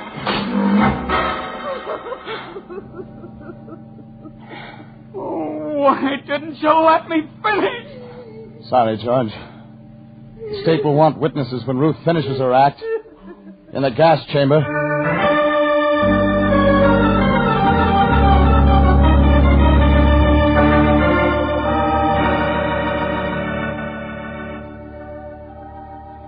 That wound it up. I called Sanducci of homicide. When they came to take Ruth away, I saw little George, the fall guy, standing near his trailer, all alone. 2 hours later, I checked in with the Lion at the office. We're in the money. We're in the money. Still at the paste pot, Lion? Oh, yes, my boy. I've just finished pasting the last bill together. The silk threads match perfectly. Nice, neat job. Oh, Jeffrey, you just don't know how hard I work for our future. Uh-huh. Bank should take these all right. Now, I slaved all night, my boy. The only thing, money doesn't belong to us. Yeah, I think I'll just press the bill so the bank will be sure to... What? Money isn't ours. But, what do you mean? I got a call from Logan. Says he found your receipt in the Bliss shack. I had to tell him we got the $75 to keep us from taking the case. Oh. So the Bliss estate demands its money back. It's all your fault, Jeffrey. Yeah, I guess maybe. If you hadn't opened Well, I guess I'll just have to keep this $100. Yeah. Well, what's that you have? $100 bill. Got 2 more, just like it. Jeffrey. But who? Oh, Crackley gave it to me. Yeah. He thought his son George had killed Bickle. When we proved it was Ruth, he gave it. Oh, how could I have ever doubted you, Jeffrey? Oh, another thing, Lion. Yeah? Meant to tell you, those bills you pasted together? No, I worked so hard over them. Well, the bank would have fitted the bills together for you. Yes. Oh, no!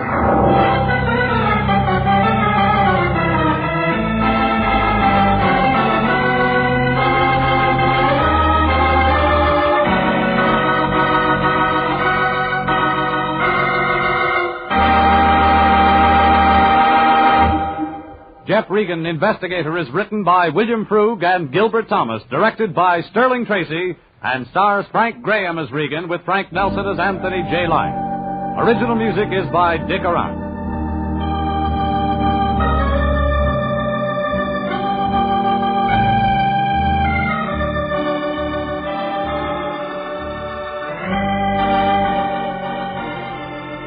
Jeff Regan, Investigator, is transcribed each week at the same time over CBS.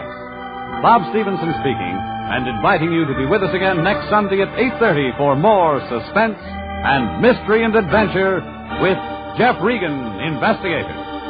This is CBS, the Columbia Broadcasting System.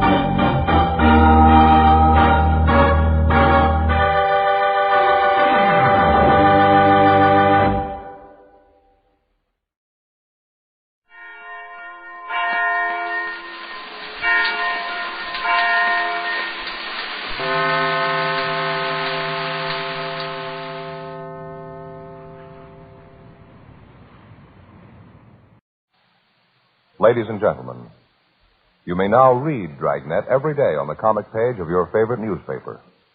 Please consult your local daily paper. The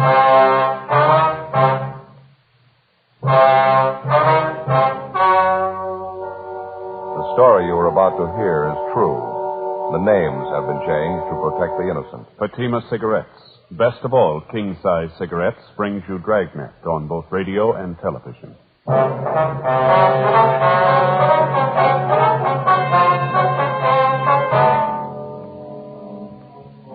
You're a detective sergeant. You're assigned to bunco detail. A team of confidence men are taking thousands of dollars from the people of your city. Their method of operation? Posing as solicitors for different charitable causes. There's no lead to their whereabouts. Your job? Stop them. Compare Fatima with any other king-size cigarette. Yes, compare Fatima with any other king-size cigarette. 1. Fatima's length filters the smoke 85 millimeters for your protection. 2. Fatima's length cools the smoke for your protection. 3. Fatima's length gives you those extra puffs, 21% longer than standard cigarette size. Fatima gives you more for your money. And in king-size Fatima, you get an extra mild and soothing smoke, plus the added protection of Fatima quality. Buy Fatima in the bright, sunny yellow pack.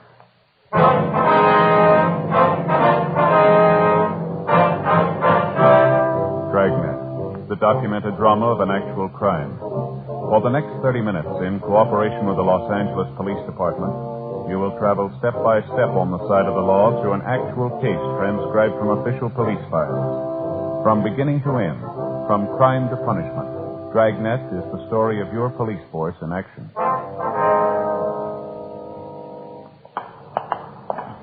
It was Tuesday, February 16th. It was cold in Los Angeles. We were working the day watch out of bunco detail. My partner's Bill Lockwood. The boss is Captain Steve. My name's Friday. We were on the way out from the office, and it was 2:18 p.m. when we got to First and Valencia, the West Valley Hotel. Over here to the left, Jim. No, excuse me? Oh, sorry we're all filled up. No more room. No, we don't want to register. Oh, we're police officers. Like to check one of your guests? You have a Raymond Seidel registered? Seidell. Let's see. No, there's no Raymond Seidel registered. Small man, about 5'6", 130 pounds, tan complexion, between 35 and 40, wears horn-rimmed glasses. Well, I don't know. What's the trouble anyway? Anyone like that registered here? Well, I was just about to say there's no Raymond Seidel. We got a Raymond Singer, though. Small fella. He wears glasses. Yeah. I'd say he was about 35 or 40. In his room now? No, matter of fact, he just left a minute ago. He went out for lunch, I think, just before you fellas walked in. Where's he usually eat, you know? Our coffee shop right next door. He's got a gray top coat on, gray hat. Okay, thanks. You can use that door right here. It connects to the coffee Right, shop. thank you.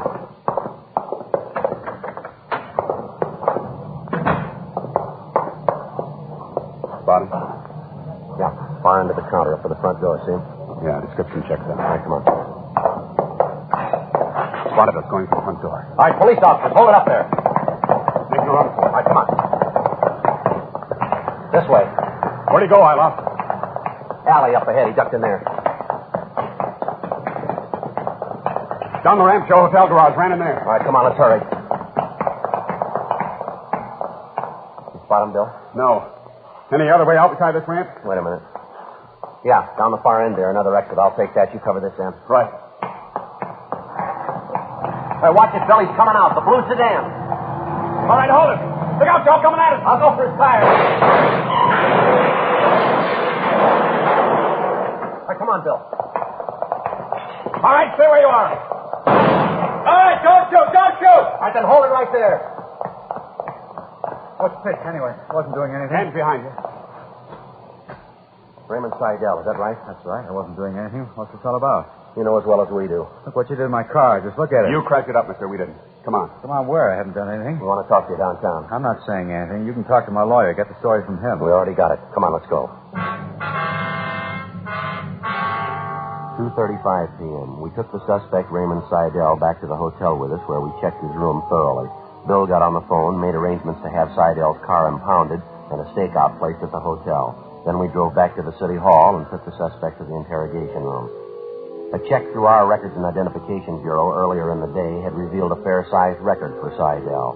He'd had 4 previous local arrests, 2 for petty theft, 1 for second-degree burglary, 1 for grand theft auto. He'd been convicted on one of the petty thefts and also on the burglary charge, for which he'd served time in the state penitentiary at San Quentin.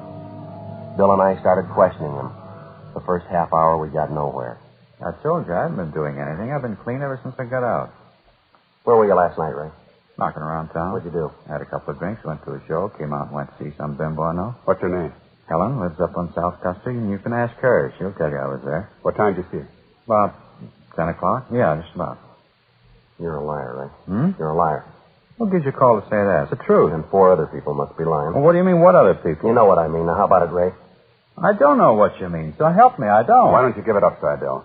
You ought to know better. We wouldn't have you down here if we didn't have you pegged. Pegged for what? I don't even know what you're talking about. All right, then, I'll tell you, Ray. About 8:30 last night, you put in a call to a Mr. and Mrs. Gerald Keys. They live out in East Hollywood, Gladstone, 3962. Mrs. Keys answered the phone. You told her you were taking contributions for European children, war orphans. You knew she was interested in the cause. You asked her for a donation. You're crazy. That wasn't me. I don't even know the You woman. done Mrs. Keys, and she agreed to contribute. She offered $50. You talked her up to $150. She asked you where to send the money, and you said never mind. You'd be out to collect it. 45 minutes later, you were out there. You parked your car by a candy store down the street from the Keys' home. You walked up the block to the Keys' place, collected the money, and you left. Now, you prove it was me. You prove We got it cold, Seidel. Mrs. Keys' husband got suspicious about the setup. 45 minutes after you phoned, you were at the front door with your hand out. You had no credentials, nothing. He noticed you parked your car down the street instead of in front of the house. You got the license number of your car when you pulled away. So the owner of the candy store. You parked your car just outside his place. All 3 of them can describe you and your car. Mr. Keys, Mrs. Keys, the man at the candy store. Yeah, they're right. Getting over to you, Ray? Gonna take more than a couple of people to build a case. All right, we got more. You gave Mrs. Keys a signed receipt for the $150. You signed it Tom Seidel. Our handwriting man checked the signature with a specimen of your handwriting we got from your package. Now, they both checked, not a doubt in the world. What do you say? I don't know. What would you say? Your jam. What's the story? Listen, Annie, why should I dig my grave? Any way you want it. You're going to stay on the load for the last 2 months, including the one you pulled last night. It makes 14 cases. It's a lie. It's a lousy lie. Cigarette, Ray? What are you trying to do to me anyway? 14 jobs. I never hustled that hard in my life. That's how many we've had in the last couple of months. Why load them on me? Every one of them follow the same general M.O. Same way you worked it last night. We don't know where you got your list of names, but you contact people who are interested in different charities. You pose as an authorized solicitor. You get their money and then you take off. The last 2 months you've been collecting for more than 10 different drives. European Orphans, the Milk Fund, Summer Camp for Underprivileged Kids, Crippled Children's Fund. The people give their money in good faith and you take off with it. Look, your M.O. follows all the way through. It's a sour record, Ray. We're going to lean hard on you. I said, will you wait a minute? No, when I'm done, I'll give you the story. Yeah? I'm not taking the whole load on my back. I'll cop out to the one last night, but that's all. You look good for all of them. Look, will you give me a chance? The one last night was the first try for me. It's the only one I ever tried. I'm squaring with you. I was crazy even to make a pass at it. I should have known better. I'm not a bunk man. We already told you, Ray. Last night's a close match with the other job. You say you'll cop out to one. How do we account for the other 13? Just among us, whatever I say, I don't want credit for. All right. What's the pitch? Can I have that cigarette now? Yeah. There you are. Yeah, thanks. Here's a match. I got out into things Sunday night. Doing a little drinking at this place on Boyle Avenue. There were a couple of guys at the bar who were talking about it. I didn't know them. Talking about what? The racket. Getting a list of marks and collecting charity money from them. These 2 guys weren't working it. They just heard it was going on. They were yakking to the bartender about it.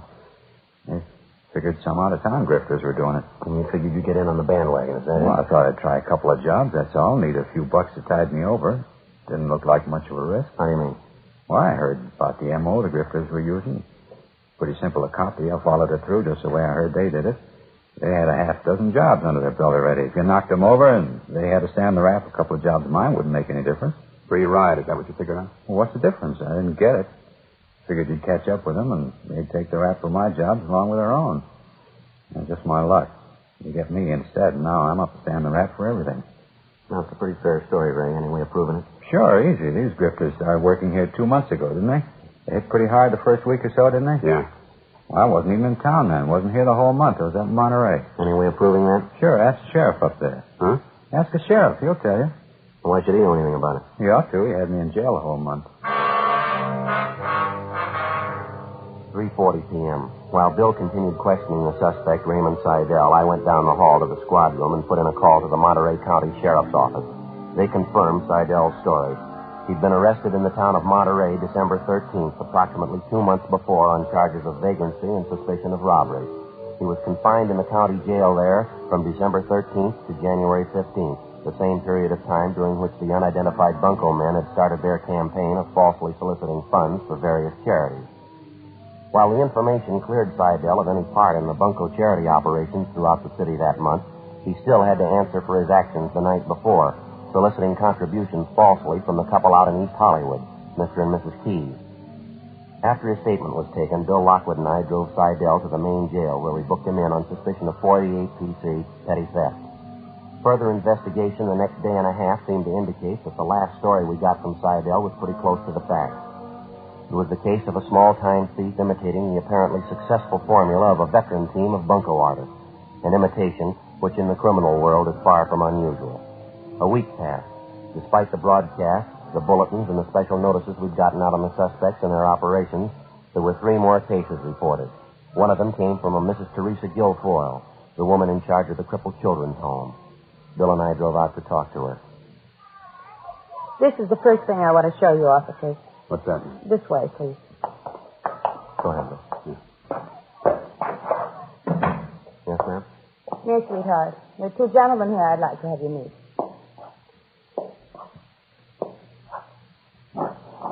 Stephen, this is Sergeant Friday, and this is Officer Lockwood, their policeman. This is Stephen, officer. He's 3 years old. Well, how are you, Stephen? Hello, son. He'd like to say hello, officer, but he can't. His legs aren't his only trouble. He can't hear. He can't talk either. Oh, it's too bad. You're learning, though, aren't you, sweetheart? You bet you are. A little while with us, and you'll be talking a blue streak. All right, honey. You run along and play now.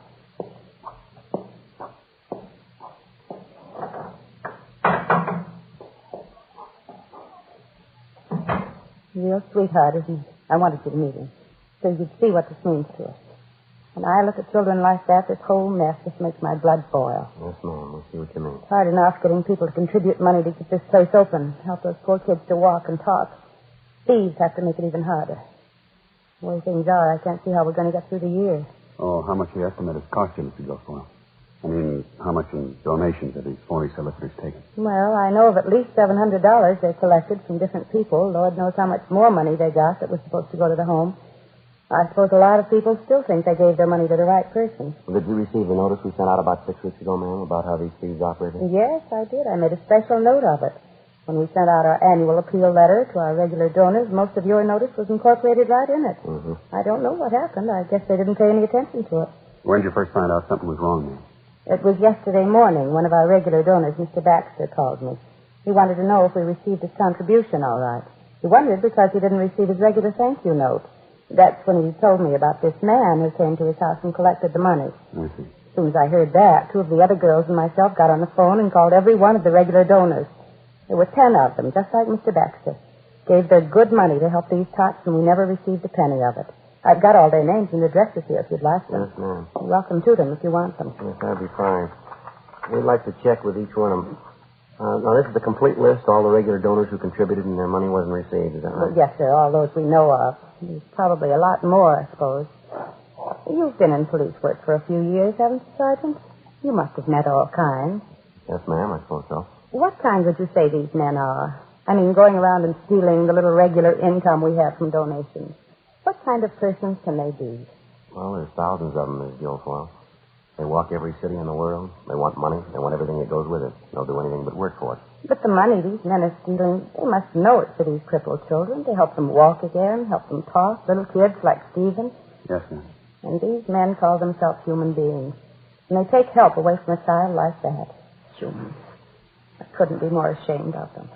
Ashamed to live in the same city with them. Yes, ma'am. You'd think God would punish them. You'd think God would come down and punish them right now. Well, maybe he's even ashamed.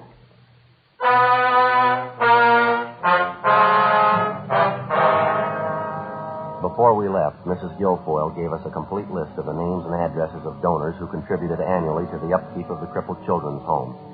For the next couple of days, Bill and I contacted each one of them personally. Those people who'd already given their contributions to the thieves unknowingly were unable to help us. Their descriptions of the men who solicited money from them in the name of the crippled children's home generally duplicated the descriptions we'd gotten from the previous victims. None of them were very detailed, but they did seem to confirm our theory that there were 2 or more men involved in the bunco operation. Receipts for the money they'd given the thieves were signed either by a Fred Wellman or a Norman Archer. The handwriting varied in each case. Those donors on the list who had not yet been contacted were the best hope we had of reaching the suspect. Since the crippled children's home appealed for funds only through the mail, we advised these people to get in touch with us immediately if anyone contacted them by phone and asked for contributions. A few more days passed, Monday, February 27th. We got a call back from one of these donors, a Mr. George Stage of the Consolidated Pool Company out in the valley. We located him supervising work at the site of one of their pool constructions in the Toluca Lake area. Oh, yeah. Glad to see you again, Sergeant. Say, could you hold on just a minute? I want to test that batch of mud and see if the mixture's right. Won't take a minute. Yes, sir. Go right ahead. Andy, come here a minute, will you? How's that mixture look to you? Sure a nice-looking pool, isn't it, Bill? Big one. Sure be nice to have, wouldn't it? Yeah. Why don't you look into it? Well, all I could afford to do right now, look into it. Okay, Sergeant. 6 to 1 even. Want to go over by the truck, lose some of this racket so we can talk? All right, that's fine. I hope I got something for you. Not sure if it'll be worth anything to you. You said on the phone you got a call last night. Well, I didn't. My wife did. They wanted to talk to me, but I wasn't home yet. Out finishing a pool for some folks in Encino. Uh-huh. Have a seat there if you want. Clean off this running board for you. Well, that's all right. Fine. Well, what was the gist of the phone call, Mr. Stage? Who was it? Well, as I say, the wife answered. Feller told her his name was Mr. Archer. Said he was collecting for the crippled kids' home. Of course, the wife knew the setup. After you talked to me, I warned her about the phony collectors going around. What'd she tell him, Nancy? Well, she didn't get a chance to tell him anything. He did most of the talking. Gave her a big spiel about how much the poor crippled kids needed help. The wife asked him if he'd leave a number so I could call him back when I got home. Well, did he leave a number? No. Gave some phony excuse he wouldn't be at the same phone, something like that. No. Went out to ask her if she couldn't make out a check. Said he could come right out to pick it up. The wife said no, she couldn't. Matter of fact, she couldn't. I've got the checkbook. Excuse me. Andy, get one of the boys to help you down the hole. You can't do that all by yourself. My partner, Andy's a great worker. Yes, sir. Well, what was the upshot of the phone conversation between Archer and your wife, I mean? Well, she kept asking for a phone number or an address, someplace where I could get back to him when I got home. I guess they got it figured, though. He wouldn't give her a thing. And that's the way it ended, sir? Yes, sir, that's it. Might be I'll have better luck, though. How do you mean? Well, this fella Archer told the wife he'd call me back tonight.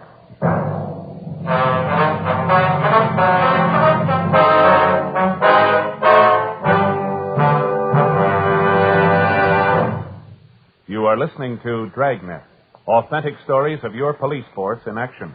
Because of its quality, its extra mildness, its better flavor and aroma, more smokers coast to coast are switching to king-size Fatimas every day. Prove Fatima quality yourself. Compare Fatima with any other king-size cigarette. 1. Fatima's length filters the smoke 85 millimeters for your protection. 2. Fatima's length cools the smoke for your protection. 3. Fatima's length gives you those extra puffs, 21% longer than standard cigarette size. Fatima gives you more for your money. And in king-size Fatima, you get an extra mild and soothing smoke, plus the added protection of Fatima quality. Friends, in Fatima, the difference is quality. Fatima contains the finest tobaccos superbly blended. And Fatima is extra mild, with a much different, much better flavor and aroma. Remember, Fatima gives you more for your money because it's king size and because you get the added protection of Fatima quality. Look for the bright sunny yellow pack. Switch to Fatima today.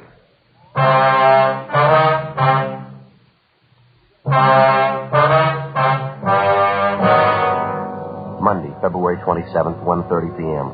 As soon as we found out there was a possibility that one of the bunco suspects might contact a potential victim, George Stage, that night, Bill and I started making arrangements to be ready for him.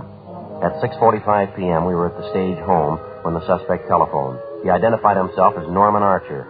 George Stage followed our instructions to the letter. He agreed to make a contribution and asked Archer to call at his home to pick up the check.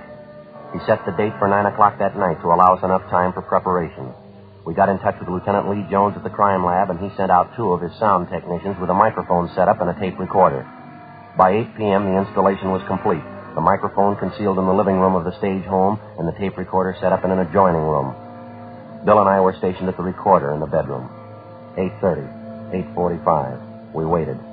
9 p.m., 9:05. Somebody at the front door. Yeah. You want to give me that headset, Bill? Here you go. Thank you. Okay. Want to turn on the recorder? Right, Joe.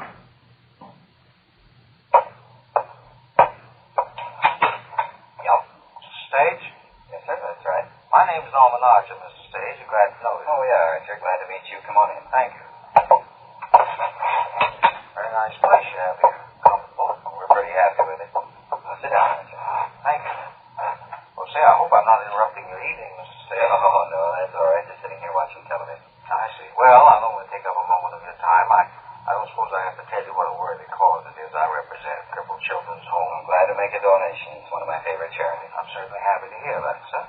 Whether you haven't any idea how much good your money does. Those little tots out in the home really need our help, all the help we can give them. I suppose they do. Are you one of the officials out at the home? Well, yes, I suppose you can call it that. I'm one of the authorized collectors for the maintenance fund. I have a receipt here for your donation, all made out in your name. Yes, here we are. I suppose you know that all donations to the home are deductible from your income tax. Yeah. Well, here we are. Seat's all filled out, your name and address. This space here I left vacant, the amount of your contribution. I'll fill it down right now. All right. How much would you like me to put you down for, sir? Well, I don't know. I don't have too much cash on hand. Would a check be all right? Well, actually, we don't like to be fussy, but it does help our bookwork. The donations are made in cash, still pays the handling of funds. Oh, well, I've only got $20 or $30 in cash. I'd like to give more than that. You sure a check wouldn't be all right? Well, as I say, it's simple if the donation is cash, but a check is all right. That's fine. Okay. I get out for you. All I've got here is my company check. How's that? Company checks are all I have here. Consolidated Pool Company. I guess it'll work just as good. Be like a donation from the company. Oh, fine. Now, how should I make that out now payable to the Crippled Children's Home? No, the home doesn't have a commercial banking account. It's not incorporated, you know. Oh, isn't it? I thought it was. Oh, I usually handle the check donations through my personal account, so you can just make it out to me. We have to simplify bookwork, and it takes a lot of work to run a home like that, and we can't afford a bookkeeper either. See. I'll make it out to, sorry, what's your first name again? Norman Larcher. A-R-C-H-E-R. How much shall I put you down for? Well, let's see. I think I gave $200 last year. Yeah, I think that was it. Yes, we certainly appreciate it, too. Of course, it's like everything else. Our maintenance costs have gone up. You give those youngsters nothing but the best. I mean, if you could see your way clear to make it a little more this year, we'd certainly thank you for it. That goes for those crippled kids, too. Well, I guess I could make it a little more. We've had a pretty good year. Let's make it $250. That'd be fine. That's wonderful. Sure appreciate it, Mr. Stade. Really, if it wasn't for such a great cause, I'd be embarrassed asking you for money. No, not at all. Only glad I can afford it. Here you go. You better watch the ink. I think it's still wet. Thank you very much, sir. I guess I don't have to tell you again how much we appreciate it. Let's see. Where did I put my hat? It's right outside in the hallway. Oh, yes. There you are. Thank you. Well, I'll see that your check gets in the bank first thing in the morning. All right. Thanks for coming out. Pleasure, Mr. Stage. Thank you. Don't know how much this check means to us. I think I do. Good night. Good night, sir. Joe? Come on, let's go. You hear it all right? You hear what he said? Yes, sir, we got it. How rotten can you get, huh? Yes, sir. Bill, you want to take a look out the window? All right. Mr. Stage, will you leave that tape recorder right where it is? Don't let anyone touch it. We'll be back. Yeah, all right. He's pulling out, Joe. Heading down the street. Grace it in. All right, let's go. We'll call you, Mr. Stage. Yeah, okay. You see him, Bill? Yeah. Down past the next block. All right, let's hurry. Go ahead, slide on my side. Now, let's keep the lights off for a couple of blocks. Don't get them excited. All right.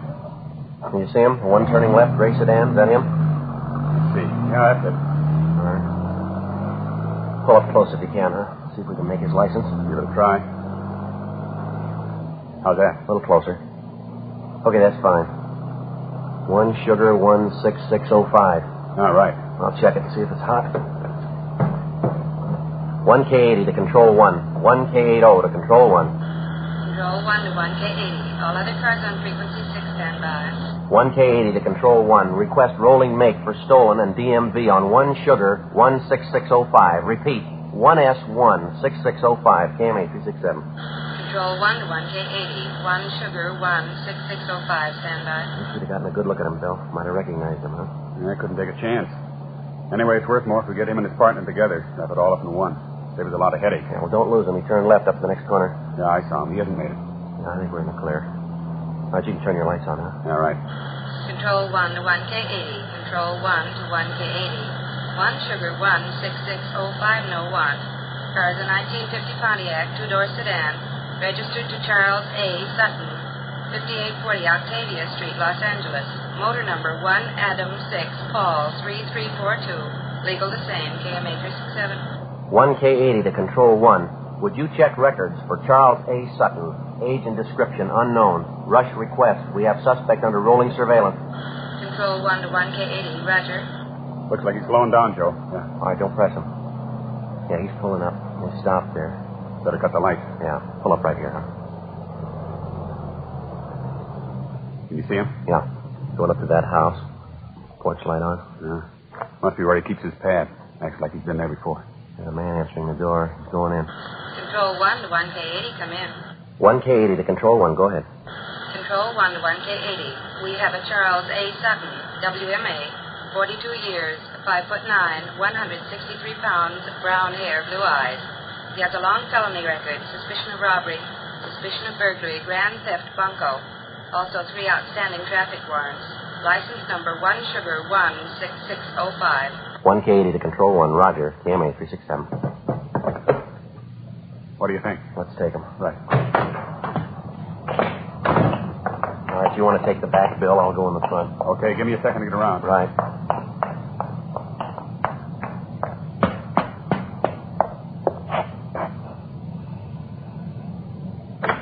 Yeah? Police officer, want to talk to you. All right, come on, open it up. Up, carry the top. All right, hold it right there against the wall. All right, you're back inside, police officers. Joe, all right? Yeah. Did you get him all right? It's okay. Come on up front, Joe. What are you trying to do? What's this all about? We'll talk downtown. You know what it's all about. All right, over next to your partner. What are you doing anyway? You haven't got anything on us. You want to get the cuffs on him, Bill? Stand still, both of you. Here's mine. What's the pitch here anyway? Harry and I haven't done anything. Busting in here like this, private house, you got no business here. $250 says you're wrong. What? This check in your right-hand pocket. All right, come on, let's go.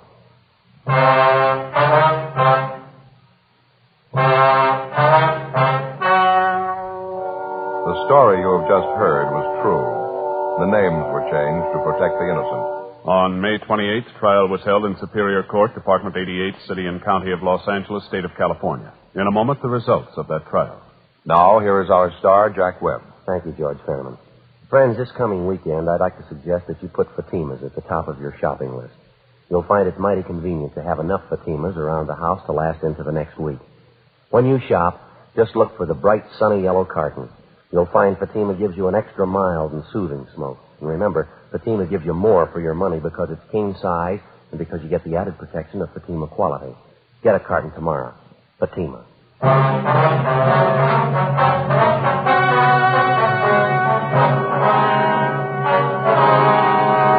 Charles A. Sutton and his accomplice, Harold B. Mather, were tried and convicted on 3 counts of grand theft money and received sentences as prescribed by law. Grand theft is punishable by imprisonment in the state penitentiary for not less than 1 nor more than 10 years. The initial suspect, Seidel, pled guilty to petty theft and received a sentence of 1 year in the county jail.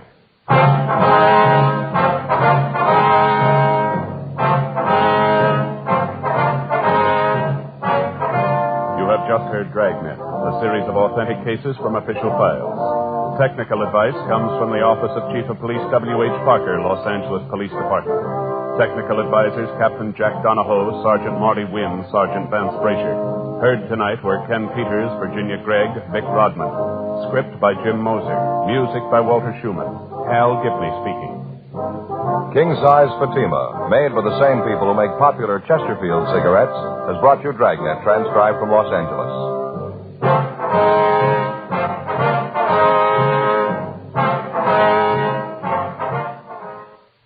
Each Thursday night, it's Counter Spy on NBC.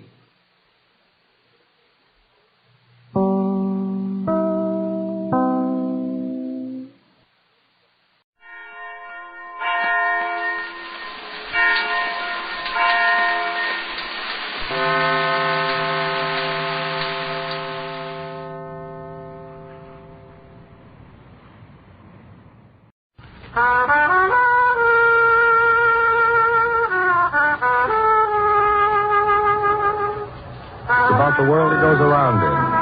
It's about the big music and the big trouble and the big 20s. So when they ask you, tell them this one's about the blues. Pete Kelly's Blues.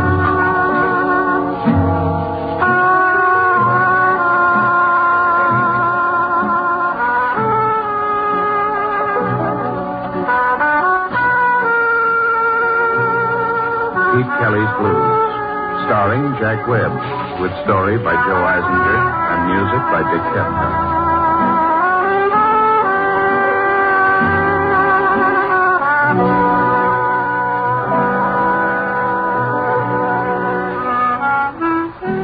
Pete Kelly. I play cornet. You'll find us at 417 Cherry Street, Kansas City. It's a standard speakeasy. The whiskey matches the color of your money. It's a fairly quiet crib, never any real serious trouble. The competing torpedoes in town regard it as a sort of a neutral zone, a place to meet and maybe talk things over before going to the gun. The Switzerland of Kansas City. The lease is owned by George Lupo. He's a fat, friendly little guy who has only two things in his life, dollars and cents. We start grinding every night at about 10, and we play till the cash register tape gives out. But that's all right with us. He lets us play the kind of music we like and pays off with a smile. Sometimes we even manage to get a few bucks. Last night we were dragging through the lull hour of the first set when the distinguished old guy came in. I'd seen him in the place many times before, always with the Dutchman and two or three of the Dutchman's guns. He'd sit at their table, letting their whispers float around his gray hair, never taking part, just sit quiet, gaining slowly on the open bottle in front of him, staring at a point that probably didn't exist. This was the first time I'd seen him without the Dutchman. He started to sit at the usual place, hesitated, looked around the half-filled room, took the small table in the corner near the bar. He smiled up at me as he poured his first drink. There was nobody behind it. We went into the wind-up.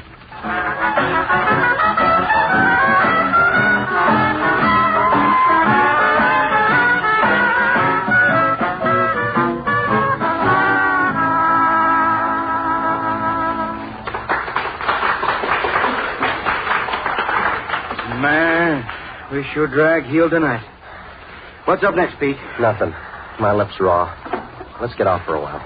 You're burning that lip at both ends, Petey. Slow down. You want a beer at the bar, Red? No, thanks, Petey. I'll catch me a hunk of fresh air in the alley. All right. On your way out, throw some nickels in the pianola, will you? Right. See you later. Yeah. Kelly? Yeah? Forgive me. I spoke quite on impulse. I find myself the sudden victim of an overwhelming desire for companionship. Yeah. I see you're alone tonight. I'm alone every night. Well, please sit down, if only for a minute. All right. Thank you. What will you drink? A little of that ginger ale will do fine. You expecting your friends? That's the one thing I can count on tonight, the arrival of my friends. I should like to compliment you, Mr. Kelly. On what? Your music. I must confess I don't really understand it, but I do understand and recognize one thing, faith.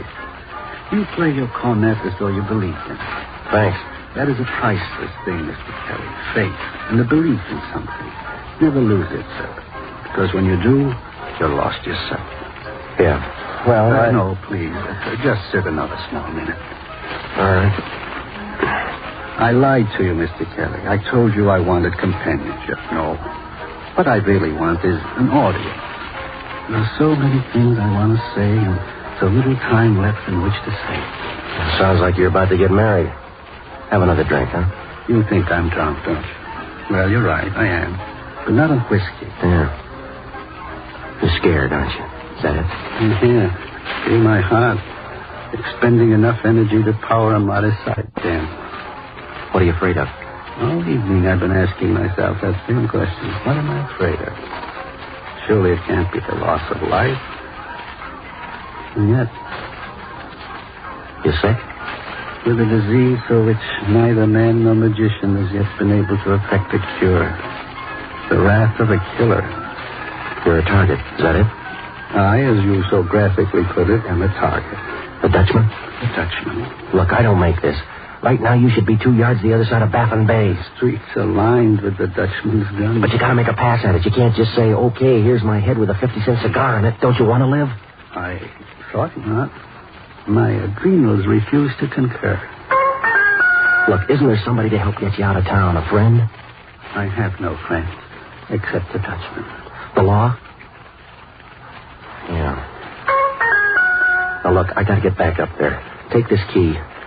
Hotel George, around the corner. Go up to my room. There's no reason for him to look for you up there. We'll think of something. Do you think so? Do you really think so? Now, look, we're gonna try. If we can't, we'll need 2 50-cent cigars. Now, go on.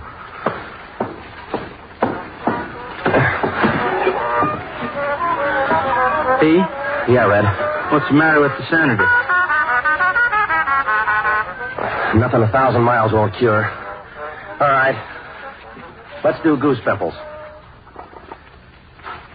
All right, everybody ready?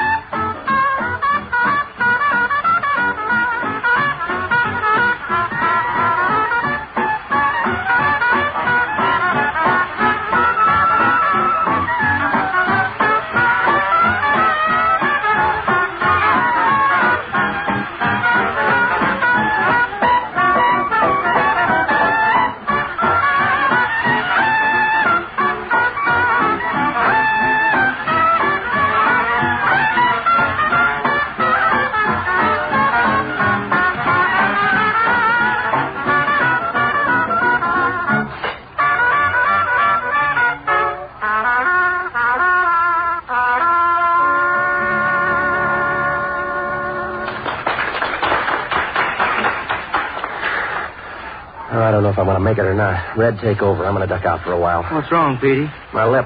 It's starting to limp. Uh-oh. Here comes trouble. Mr. Kelly? Which Mr. Kelly? How many Mr. Kellys you got in this crib? Never mind, Jamie. I'm ready. You asked the punk nice, is he, Mr. Kelly, so he gives you with a snotty which Mr. Kelly? All right, Jamie. Please forgive Jamie. He hasn't had much sleep lately. Yeah, well, you wake him up and tell him there's another Kelly. Bob Kelly works downstairs in the plant. Maybe he's the boy you want. No, we're looking for Pete Kelly. Yeah? Yes, Pete Kelly. Oh, not Bob Kelly. Not Bob Kelly, Pete Kelly. Yeah. Well, I'm Pete Kelly. I'm Pete Kelly.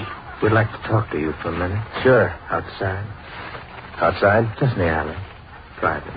Yeah, well, I'd like to oblige you, but you see, friend, I got a job to do here. Outside. All right, Jamie. Mr. Kelly understands. Yeah. I'll be right back, Red. Yeah.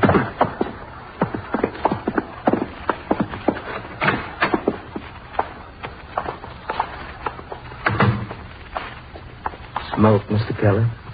Yeah, thanks.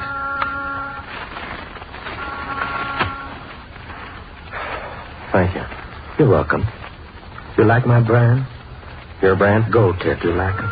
Yeah, sure. I never smoke anything else. There was an elderly gentleman inside this evening. He also smokes some. Did you smoke one of his?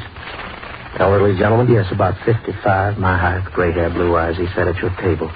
He had a nice drink with him. You smoked a cigarette of his. Sorry, I haven't seen anybody all night. All right, Terry, let's get to it. Stop with the circle talk. Easy. We got the rumble you was talking to. Well, you're wrong. Well, you... All right. Go on me. That's enough. Yeah, all right. Now, you listen, Junior. The next time you push your hands on me, you walk away without them. You deserve that, Jamie. You have to learn when to and when not to. Jamie's young, Mr. Kelly. He thinks he has to make his reputation in one night. Can he be friendly? Can he be nice? Can he be honest? Why can't he tell us the truth and let us go about our business? That's fair enough. Isn't that fair enough, Mr. Kelly? Isn't Jamie right this time? Yeah, sure. Seems to me he's being fair. Seems to me he's right this time. I'm always fair. I just ask for cooperation. That's it. That's all. That's all we ask. Just cooperation. And, mister, you're going to cooperate. Army surplus, mister. This gun's been to France and back. What do you want? Small hunk of truth. You sat and talked to this gentleman? You see? He ain't going to cooperate. Yeah, I talked to him. What about? This and that. What's this and what's that? Music. What else? Horses. What else? Women. What else? That's all. You're lying. Terry says you're lying. He knows. It's his business to know. Music, yes. Horses and women, no, not him. You're lying. He was drunk. How drunk? Drunk enough to talk about horses and women. What's his name? He didn't say. Where's he now? I don't know. You saw him go? I left him at the table. All right. That's it, Terry? For now. Mr. Kelly says he doesn't know where he is. Maybe he's telling the truth. You got it all. But if you're lying, Kenny's going to come back and see you alone.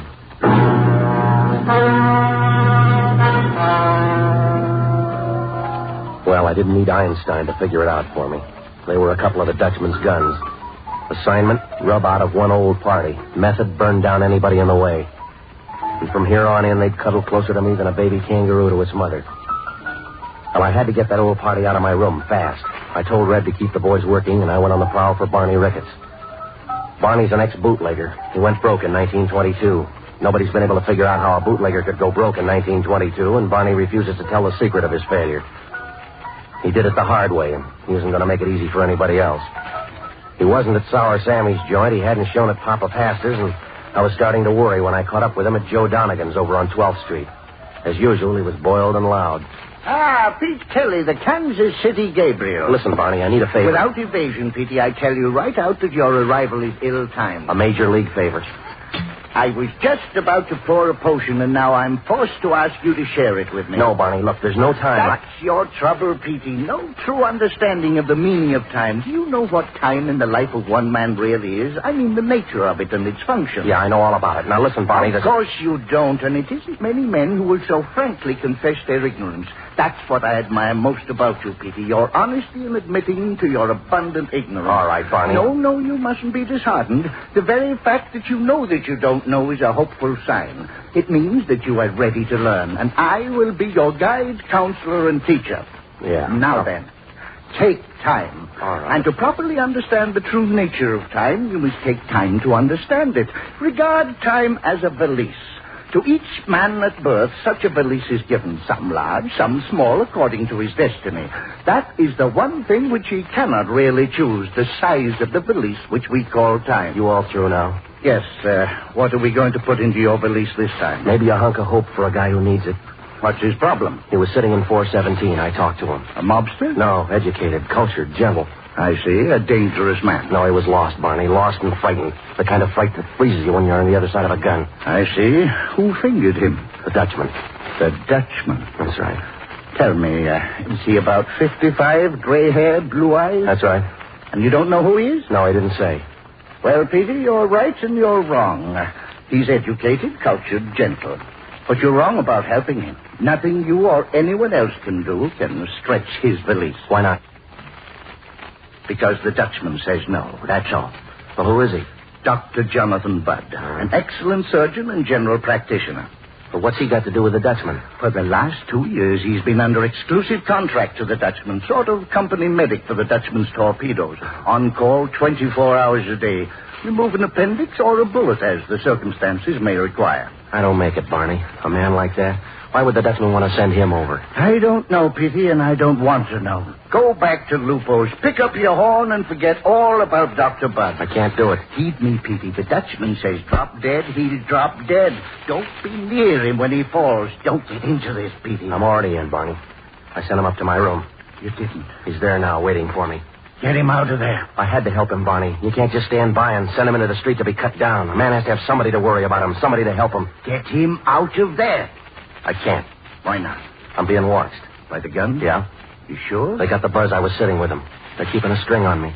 Petey, you fool. How long do you think it'll be before they get into your room? That's why I came to you, Barney. No, Pete, not this time. Not where the Dutchman... Look, they're on my back, Barney. I'll draw the guns off. Back to Lupo's. You get him out, Barney. You can do it. And what do I do with him once I got him? Ask him what he'll charge to cut you out of my life? Take him to the other side of the river, over to Fat Annie's. Tell Maggie Jackson. She can fold him into the shed out back. He'll be safe there. Fine. He can make a new life for himself in Fat Annie's shed. I'll think of something. I'll shake the guns after I get back to 417, and I'll think of something. You do that, Petey, because if you don't, you'll be dragging up full valise before morning.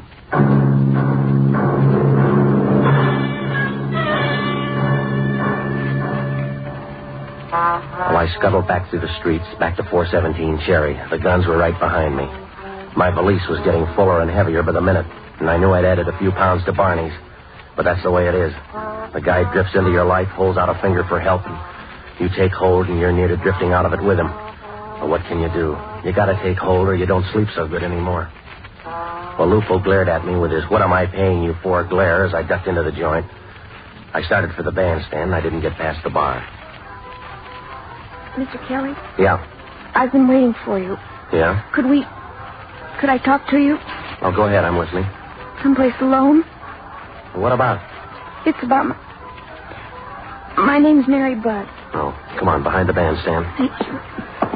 Let's go, Petey. Lupo's just docked us another fin. I'll be right with you, Red. Yeah. All right. I was told you saw Saw who? my father, Lots of fathers come in here. Who's yours? Dr. Budd. Dr. Jonathan Budd. You drive a car? Yes. Your license with you? Yes. Let me see it. Thanks. All right. Now pay attention. Your father's in trouble. The big trouble. Why?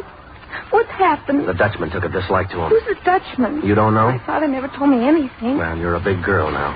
The Dutchman's a man with a gun. He's pointing it at your father. All right, now hold on. Maybe we can... Why would anybody want to kill my father? I don't know. He's never hurt anybody in his life. Why would this man Look, lady, I got no answers for Maybe you. if we could find out why... Maybe we could... Are you sure you have no idea? All I know is the Dutchman said drop dead. There's no court of appeals for that. Yes. I understand now. But we still got a chance. It's skinny, but it's there. Where's my father now? He's being taken across the river. Fat Annie's place. Boulder Road. Is your car out front? No, I left it downtown. Good. Go get it. Make sure you're not tailed. Go to Fat Annie's. See Maggie Jackson. I'll try to shake the Dutchman's guns after the next number. But if I can't get over to Fat Annie's, you collect your father out of that shed and back. Hit the highway north on the Kansas side. Now, you got it? I'll never forget you for this, Mr. Kelly. Yeah, sure.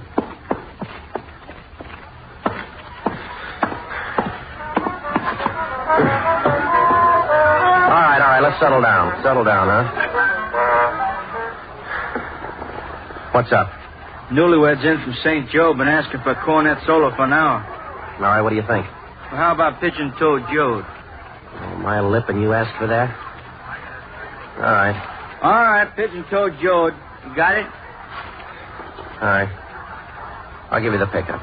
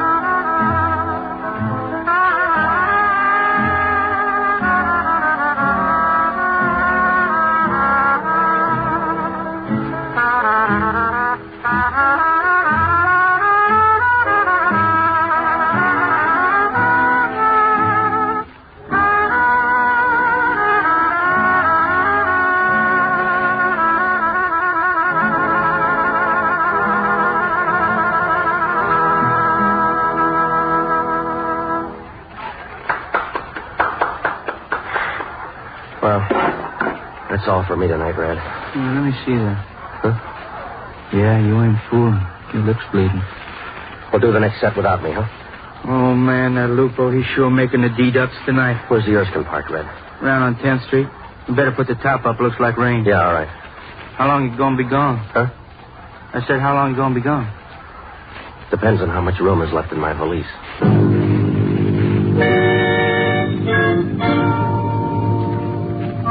Now, I left the stand and headed for the men's room just like nothing was happening. I bolted the door behind me, crawled out through the small window, dropped into the alley, and lit out for 10th Street over fences and through backyards. Red's Erskine was right where it ought to be. I slammed over to 12th, rattled across the bridge, jolted down Boulder Road to Fat Annie's place. Halfway there, it started to rain. Inside Fat Annie's, business was slow. There was nobody there. Maggie Jackson was making for a piano when I got inside. Hi, Pete. I'm glad you got here. We got a tenant in shed out back. Yeah? Yeah, with a short-term lease. Just a minute, Pete. All right, Ray.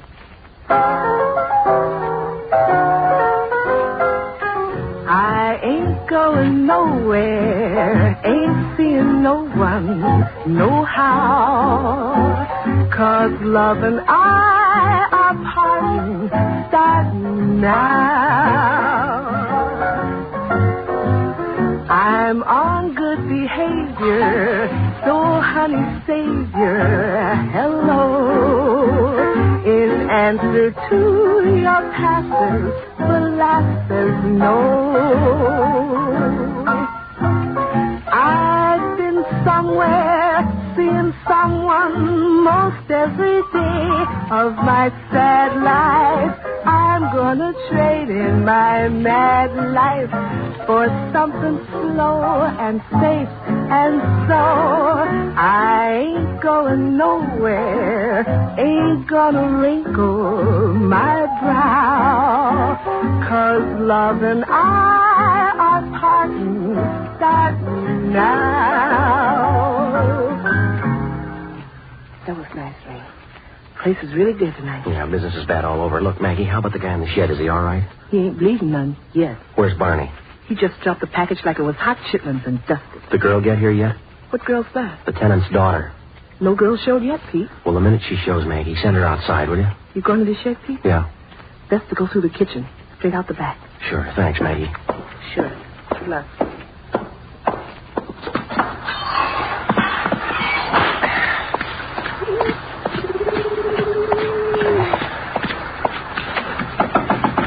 Doc, it's Kelly.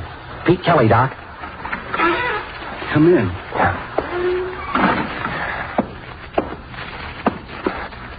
You all right, Doc? Yes. The roof leaks and I've run out of cigarettes. Sure. Here. Oh, thank you. I'll give you a light. That's good. Yeah, now look, I think we're home safe. I'm getting you out of here. Tell me, why do you bark? What? I said, why do you bark? Look, Doc, don't confuse me. You're an anachronism, Mr. Kelly. A moral man in the immoral jungle. Now, look, I talked to your daughter. She'll be here soon.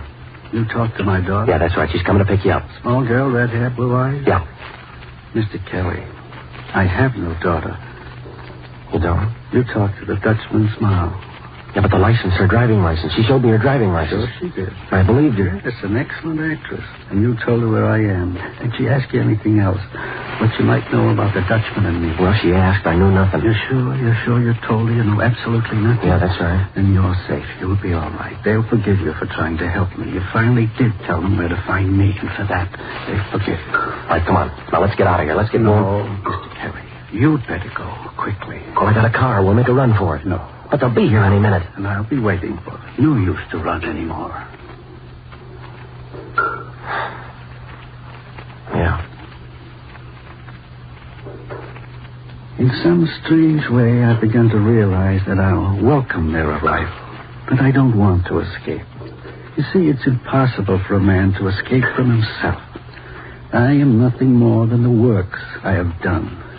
It is those works which decide the ultimate fate of a man. Mine, and rightly so, are about to kill me. No, we cannot escape from what we have made of ourselves. Yeah, but look, you can start all over again. There have been others like this before. They ran, took the chance and ran. Strange. Things taught me in my youth. Things unremembered for years. My freshman days at school. and the words of Socrates when Crito urged him to delay the drinking of the hemlock as others before him had delayed. Yes, Crito, and they of whom you speak are right in so acting, for they think that they will be gainers by the delay. But I am right in not following their example, for I do not think that I should gain anything by drinking the poison a little later. I should only be ridiculous in my own eyes for sparing and saving a life which is already forfeit. Please, then, to do as I say, and not to refuse me. And so, I ask you, Mr. Kelly, don't refuse me. Go now, please, for your sake. I'm all right. You're not all right. They're going to kill you. Don't you understand that? I understand. Yeah. Sure you do. There's nothing more I can do? Nothing. Except perhaps a cigarette. Sure. Take the pack. No. 2 will do. Yeah. Goodbye, Kelly. Goodbye, Doc. Kelly. Yeah. Please leave the door open. Yeah.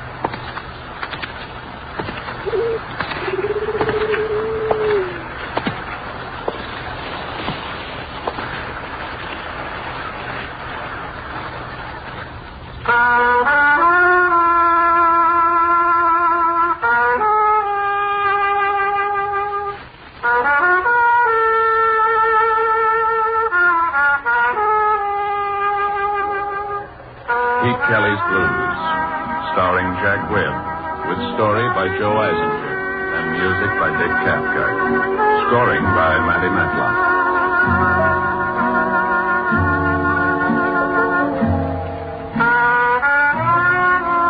The music of Pete Kelly's Big Seven and Maggie Jackson is now available on phonograph record. The proceeding was transcribed. Now join the great Gildersleeve on NBC.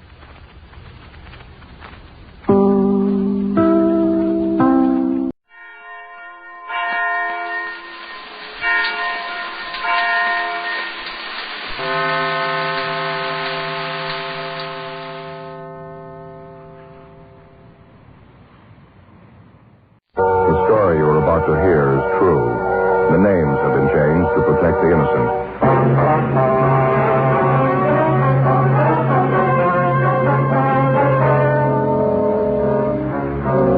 You're a detective sergeant. You're assigned a narcotics detail. A steady supply of high-grade narcotics is finding its way into your city. For 2 months, you've been trying to run down the source. The first real break finally comes. Your job? Check it out.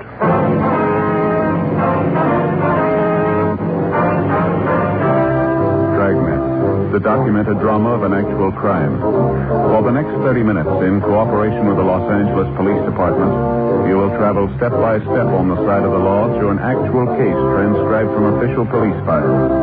From beginning to end, from crime to punishment, Dragnet is the story of your police force in action.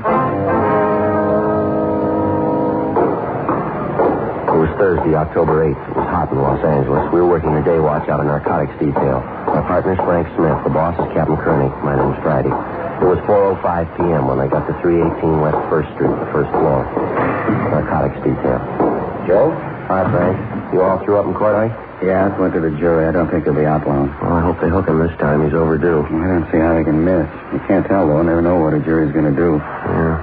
What do you got here? Felony car brought him in about a half hour ago. Pretty high. What's he shooting? H. Must have had a big pop. Can't talk to him. Anything on him? 2 cats. Had him taped inside the collar of his shirt. Crime lab analyzed it. Same stuff we've been chasing. European. High grade. Mm-hmm. He come up with anything? Nothing. He talks a lot, but he didn't say anything. Why don't you take him on? I'll give it a try. Mr. Jennings, this is my partner, Sergeant Friday. Well, how do you do, sir? Sure happy to know you, Sergeant. Have a chair. Yeah, thank you. A cigarette? Yeah, I don't mind if I do. All right. Yeah, I'll give you a light. Thank you. By the way, Sergeant, if you have any influence around here at all, I'd sure appreciate it if you tell this young fellow here to relax. He worries too much. Keeps telling me there's something wrong. Wasn't there, Mr. Jennings? Well, no, of course not. It's not that I don't enjoy the boy's company, but I've got an appointment. Very important one, 11 o'clock this morning. That's so? Yes, very important. I have to be there at 11 sharp. You're a little late, aren't you? It's past 4 in the afternoon. Oh, no, it couldn't be. Clock on the wall right behind you. Well, what do you know about that? How time sure flies. Well, they'll wait for me. Well, I better get a move on. Sure glad to have met you, Sergeant. Glad to meet you too, young No, just a minute, Mr. Jennings. It's not that simple. You better sit down. But I told you I have an appointment very important. Sorry, it'll have to wait. Sit down. All right. How about it, Jennings? When did you have your last fix? What do you mean, when do I have a fix? You know what we mean. Your arm looks like a punch board. Oh, the scars. Yes, of course. I take vitamin shots. What's your doctor's name? Dr. Young, Eldon Young, down on South Hoover. You know his phone number, do you? No, I don't. It wouldn't do any good to call him anyway. No, why? Well, he's not there. He's dead. You sure of that? Well, ought to be. I went to his funeral. When did he die? Oh, I don't know. 2 or 3 months ago. Sure was a nice fellow. Fine doctor. That's a sample, Joe. Been rattling off like that ever since they brought him in. Not the usual run. He's sure not seedy looking, is he? Look, Sergeant, I don't think I quite understand this. What's this all about? Mr. Jennings, you're hooked and you're hooked bad. When did you have your last fix? Well, to be honest with you, I don't quite remember. I'd like to make it clear, though, I'm not a bum. I'm not addicted to the stuff. You're not? Really, it's the truth. I can take it or leave it alone. I take an occasional shot. That's about the size of it. Where do you get the stuff, Jennings? I told you, my doctor. No legitimate doctor gave you the stuff they found on you. They don't dispense heroin. Now, how about it? How about what, Sergeant? You going to tell us the truth? Jennings? Well, frankly, Sergeant, no, I don't think I will. I'm not an informer. It's up to you, mister. We're going to find out sooner or later. I'm sorry, you're not going to find out from me. Now, look, let's not get into an argument, shall we? I don't have anything against you. Matter of fact, I like you. I'd like to get along with you. We're not going to argue, Jennings. It'd be useless to tell you that we're trying to help you. Are you married? Do you have a family? Yes, sir. Where do you live? Sorry, I can't tell you. I'm not dragging them into this. That's why I don't carry any identification. All right, Jennings. You want to get your hat? Let's go. Go? Where? Main jail. We're booking you in. Why? What for? Possession of narcotics. But I told you I'm not an addict. You can't keep me in jail. I only use it occasionally. Yeah, sure. Is there anything wrong with that? Can't see any harm in that, can you? Are you listening? 1 minute. I'll say that in the morning, will you? 4:38 p.m. The felony car officers who picked up the suspect, Jennings, took him to the main jail where they booked him for violation of the H&S Code, Section 11,500. He'd been checked through R&I, but he had no previous criminal record. Knowing that he was bound to become ill, he was ordered into isolation, and the jailer instructed to notify the doctor in attendance if Jennings needed attention. 5:15 p.m. We went over to the crime lab and checked with Jay Allen, who'd analyzed the 2 capsules found taped to the inside of Jennings' shirt collar. He told us it was the same grade of high-test heroin which had been found in the possession of other addicts during the past 2 months. We knew it was of European origin. We knew it was finding its way into the city. We knew it was being made available to addicts. We picked up half a dozen pushers in the last few weeks with heroin of identical quality in their possession. But the basic source of supply still remained unknown. We were convinced that none of the pushers knew who or what the ultimate source was. The following morning, after Frank and I signed in, we went over to the main jail, signed out the suspect, Jennings, for interrogation, and he was brought to the interview room. His face was white and he was trembling. It was only a matter of time before he got worse, when the withdrawal pain set in. Morning, Jennings. I got to get out of here. Nobody told me to be like this when I got started on the stuff. I can't stand any more of this. Bad? I'm going to die. I wish I could die. Why can't they give me something? Well, we'll talk to the doctor. It's the best we can offer. He'll do what he can for you. Can you get him now? I'd like to ask you a few questions first. Then hurry, will you? I'm sick, awful sick. Where do you get your stuff, Jennings? What's the man's name? I don't know. It's the truth. I don't. How do you get your junk? A fellow named Eddie, bartender. I give him the money. He brings the stuff back. How much you paid for it? $6 a cap. I don't know what he pays. I pay him $6. You a user? Says he isn't. I don't know. I think he is. How about that, doctor? I can't take this. Where do we contact Eddie? On South Main, near 4th. One with a big airplane on the sign. What's his last name, you know? Eddie what? I don't know. What's he look like? Tall. He's got blonde hair. Wears a big signet ring. Eddie, that's all I know. Good guy. He was trying to help me. Any idea where he gets the junk? I don't know, except one night I was with him. Yeah? Drove out to a little joint in Manchester, beer garden. He went in alone. When we got back downtown, he had the stuff. I don't know. You know if he got it from a man who worked there, or do you think it could have been one of the customers? I didn't see him. I didn't go in. I don't know. You know anybody else who's in with this Eddie? Anybody with $1? He'd do anything for money. Hey, he ever tell you where this junk's coming from? Who's bringing it in? Oh, I asked him once. He got a little sore. He said, what do you care as long as you get yours? I don't know. You cigarette, Jennings? No. If I could just rest. If I could just let go. Can't you do anything for me? Why did they tell you it's going to be like this? I'd like to have you help us. Now, as long as there are men like Eddie running loose, there's going to be men like you that he's going to feed on. How about it? Is there anything else you can tell us? That's all I know. I got the stuff from Eddie. Talk to him. No more questions, huh? One more, Jennings, about your family. Don't want to talk about it. Your wife called. She found out you were in jail. No. She's coming down to see you. She can't. I don't want to see her. Tell her not to come. We can't stop her. Caused her enough trouble. 20 years of it. First the booze, now this. How long you been on it, Jennings? A year and a half. Been downhill all the way. 3 kids. I don't know what's going to happen. We'll lose our house, lost my business already, all our friends. You don't know what it's like. We got an idea. No, you haven't. You got no conception. It's been hell.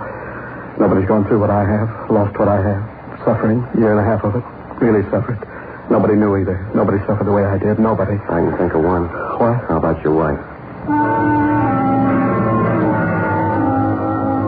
Jennings was returned to his cell. We contacted the jail doctor and briefed him on the suspect's condition. That afternoon, Frank and I drove to the bar on South Main Street near 4th, where we located the bartender, Eddie, whom Jennings had told us about. It was fairly apparent that he was under the influence of narcotics. We arrested him, took him back to the office, and began questioning him. A check with R&I showed that his true name was Eddie Hartsook, and that he'd had several prior arrests for possession of narcotics and 1 arrest on the ABC Act. Unlike Jennings, he broke almost immediately. He wouldn't confess to being a pusher, but he did admit that he was an addict and that he was supplied by a Jules Zimmerman, the owner of a German beer garden out on Manchester Avenue. He told us he'd met Zimmerman through a mutual friend who was now doing time in Folsom for robbery. He identified the friend as Pete Heimer. We checked with records and found it was true. Hartsook was booked in as a bag addict. Then we contacted Captain Larry O'Brien up at Folsom Penitentiary, who filled us in on Pete Heimer's background.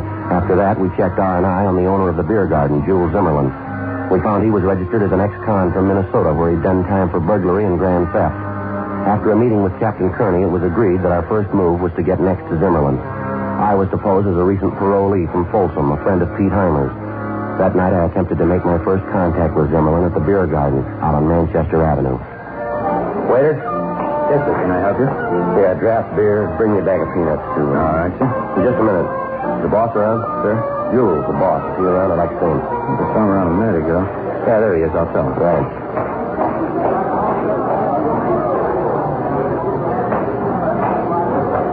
Yes, you want to see me? You Jules Zimmerman? That's right. Jack Bronson. I'm a friend of Pete Heimer's. He told me to look you up. I thought Pete was in Folsom. Yeah, he is. I was in there with him. His cellmate. I drew parole about a month ago. Oh, I see. Mind if I sit down? No, go ahead. Go ahead, sure. How's Pete making out? Doing all right? Well, it's kind of rough. He's fighting time, doing it the hard way. He's not young anymore, you know. Yeah, it's too bad. A nice fellow, Pete. Never did use his head, though. Here you are, sir. Draft beer, peanuts. Mr. Zimmerman? No, nothing. Yes. Where are you from originally, Bronson, L.A.? No, Detroit. What are you figuring on doing now? Going back there? No. I don't know what I'm going to do. I'm still looking around. Can't go back to my racket, that's the thing. That's so? Yeah, they got my M.O. tag from here to Seattle. What's that? Safe. That's all I ever worked. That's what I Do thought. you mind if I... No, help yourself. Oh, thanks. Yeah, you've had tough luck. How much time you do? 2 10, 7 in, 3 out. You working now? Yeah, lumberyard. What's that? I said a lumberyard. Must be easy. Your hands don't show any work. No, of course not. I don't go into that rough stuff. I'm a clerk over there. It's an easy touch, not much dough, though. What are your plans? Got anything in mind? Oh, I don't know. Money. Pete told me if I ever got disgusted to look you up. No, I don't know. There's not much doing around here right now. I really tried to make it when I came out this time. I'd play it straight. You want some of these? No, thanks. You go ahead. Okay. Tried to play it straight, stay on the street. It can't be done. I can't punch a clock. It drives you crazy. Well, I wish I had something for you. Don't know this thing. It's rough, Bronson. I got an idea how you feel. I guess you ought to know. Pete told me.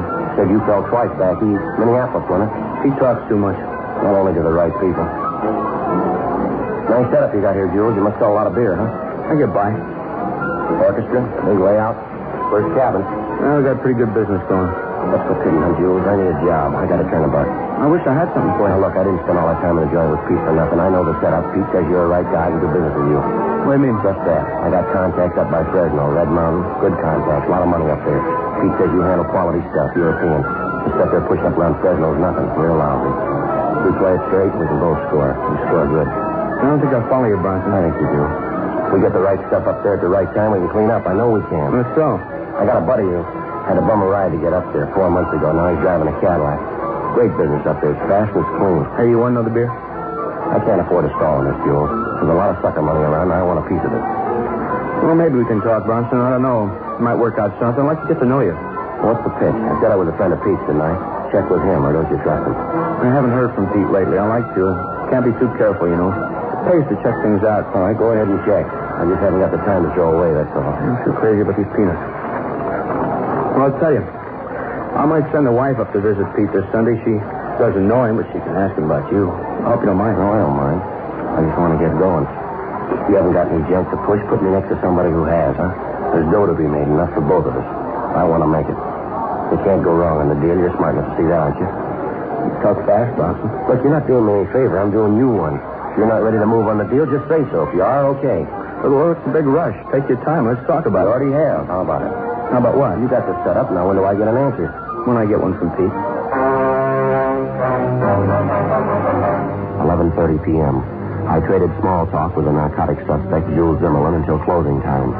Then I left the beer garden, took a streetcar back to the room I'd rented in a small third-rate hotel down on South Broadway. The following morning, I got in touch with the office, and they, in turn, contacted Captain Larry O'Brien at Folsom Penitentiary and acquainted him with the facts of the case. He was told that Mrs. Zimmerman would arrive at the prison to visit Pete Heimer the following Sunday, and that she had never seen Heimer before in person. O'Brien made immediate arrangements to have one of the officers at the prison pose as Pete Heimer and visit with Mrs. Zimmerman. Heimer himself would know nothing about it. I spent the next few nights at the beer garden trading more small talk with the suspect, Jules Zimmerman. The conversation included fishing, the liquor business, gambling, sports, everything but narcotics. I couldn't tell how I was making out with him, whether he was sold on me or not. I waited in my hotel room the following Sunday afternoon until Frank Smith called me from the office. He told me Captain O'Brien at Folsom had just contacted them. He said Mrs. Zimmerman had visited the prison, that she talked with the guard posing as Pete Heimer, and that apparently everything had gone off well. 9:30 the following Monday night, I went back to the beer garden and met with Jules Zimmerman. Yeah, not a bad crowd for a Monday night. Usually a lot slower than this. Well, I'll let you worry about that, Jules. We've been through enough small talk. Now, how about it? What's the answer? Gotta be in a hurry, don't you? Relax. It'll work out. Not without a push, it won't. Now, how about it? You said you'd have an answer tonight. I got one. All right. It's no. What? The idea's all right. I just don't like the way you figured it, that's all. Yeah. I don't take the risk of getting the stuff up to Fresno. If you buy here. After that, I don't care. How you get up north is your work. Well, if that's the way you feel, I'm not going to fight you on it. Your wife checked with Pete. Yes, sir. Pete gave the go-ahead. You're everything you say you are. Understand you did a couple of big favors for Pete up there. Well, I'd expect the same from anybody of mine. If Pete told the wife to spit a beef for him. Could have talked, you kept your mouth shut. Only one more thing I want to know. You asked enough, haven't you? You ever chippy around with the junk? Do I look like it? I wouldn't touch it for $1 million. I know the things I'm weak on. H isn't one of them. Good. I don't want anyone around to shoot the stuff. Seen it happen 100 times. Cops pull them in and you're gone. They all talk when they get sick. Let's stand it. Come on back in the office. All right. You say you got these friends who want to buy. How much money can they raise? Well, it depends. How much stuff can you come up with? I mean, good stuff. Everything I handle's good. Here, go ahead. All right. How about it? How much they want? I told you, it depends. How much can you deliver? That's up to the big man. I don't know how much he's got left. I figure stores are pretty low. Thought you were the big man. Bum guess. I handle the stuff for him, that's all. I get my cut. Well, he must be big. Who is he? None of your business. You don't make the deals with him. You make them through me. All right, with me. You say you figure he's pretty low on the supply, huh? Mm-hmm. When's he going to have enough to deal? I mean, a big buy. Maybe this Saturday. I don't know. When will you know? Saturday when I see it. How much cash can your friends raise? 10,000, maybe more. Depends. You have the money by then? Maybe. I'll have to have a couple of days, contact my friends. Probably they'll want more. How's the stuff come in? Why? Well, what do you think? Why? I want the right slant. Where's it coming from? I'm not going to get loaded down with Mexican stuff. We can help it. Don't worry. European comes in by ship. Yeah, well, it doesn't gel for me. How do they get it by customs? They don't. I do. By the way, you doing anything Saturday? Why? I'll take a little run in my fishing boat. One of the boys is sick. I'll need another deckhand. What kind of sailor are you? I can make out. All right. Come along. We'll do a little fishing. You might learn something. Yeah. Smuggling's not as tough as it looks.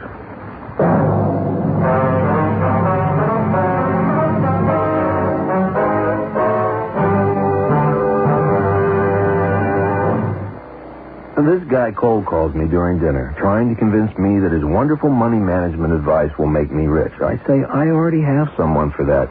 He says, oh, yeah? What did your guy do for you? I say, well, let's see. He helps plan my investments for long-term growth. He administers my 401k, and he's got people managing my trust real estate holdings and dealing with all the zoning and entitlement stuff that drives me crazy. He can get me $1 million line of credit to help pay my capital gains tax, and he can occasionally talk some financial sense into my brother-in-law. Well, there's this pause on the other end, and then he says, do you need any mutual funds? At City National Bank, we realize you do things not everyone can do, and you need things not every bank can deliver. Talk to a trusted investment specialist at City National, the way up. Visit us at cnb.com, member FDIC. Some investments are not FDIC insured, have no bank guarantee, and may lose value. I'm talking to myself again.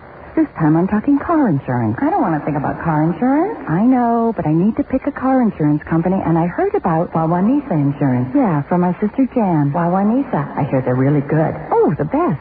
The Department of Insurance said they had no real complaints last year. 0 customer complaints. And Jan says they settle claims fast, fairly, and accurately. Great service. Just what I'm looking for. Wawanisa gets an A-plus rating from AM Best and has been in business for over 100 years. Wow.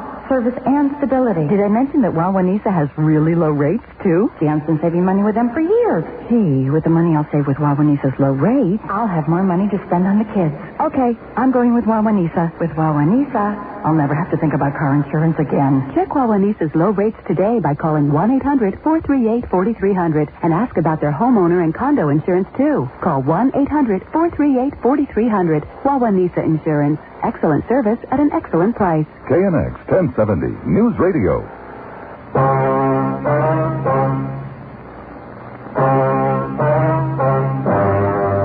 Tuesday, October 13th, 9 a.m.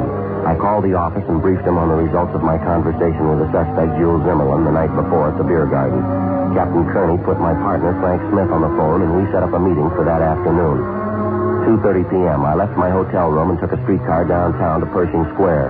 Excavating work for the new underground garage at the square was still going on. A temporary wooden fence circled the construction area. I went to the southeast corner of the square where a courtesy stand had been put up for the sidewalk superintendent. I stood around with a dozen other people watching the excavation. I waited. 2:45 p.m. Joe, how's it going? Hi, Frank. Not bad. Hey, they're moving this thing right along, aren't they? Looks like they got that hole just about dug. I think you're going to have to go deeper than that. It's kind of hard to judge from up here. Looks deeper than it really is. Well, I had some pretty good luck last night. That's what I hear. How's it shape up? He told me the stuff's been coming in by ship. Zimmerman did. I think maybe he's telling the truth. How do you think they're working? I don't know. He wouldn't say. Might have a chance to find out this Saturday. What's the pitch? Well, Zimmerman's got a boat. He offered to take me out this Saturday. He mentioned they're expecting a shipment of the junk the same day.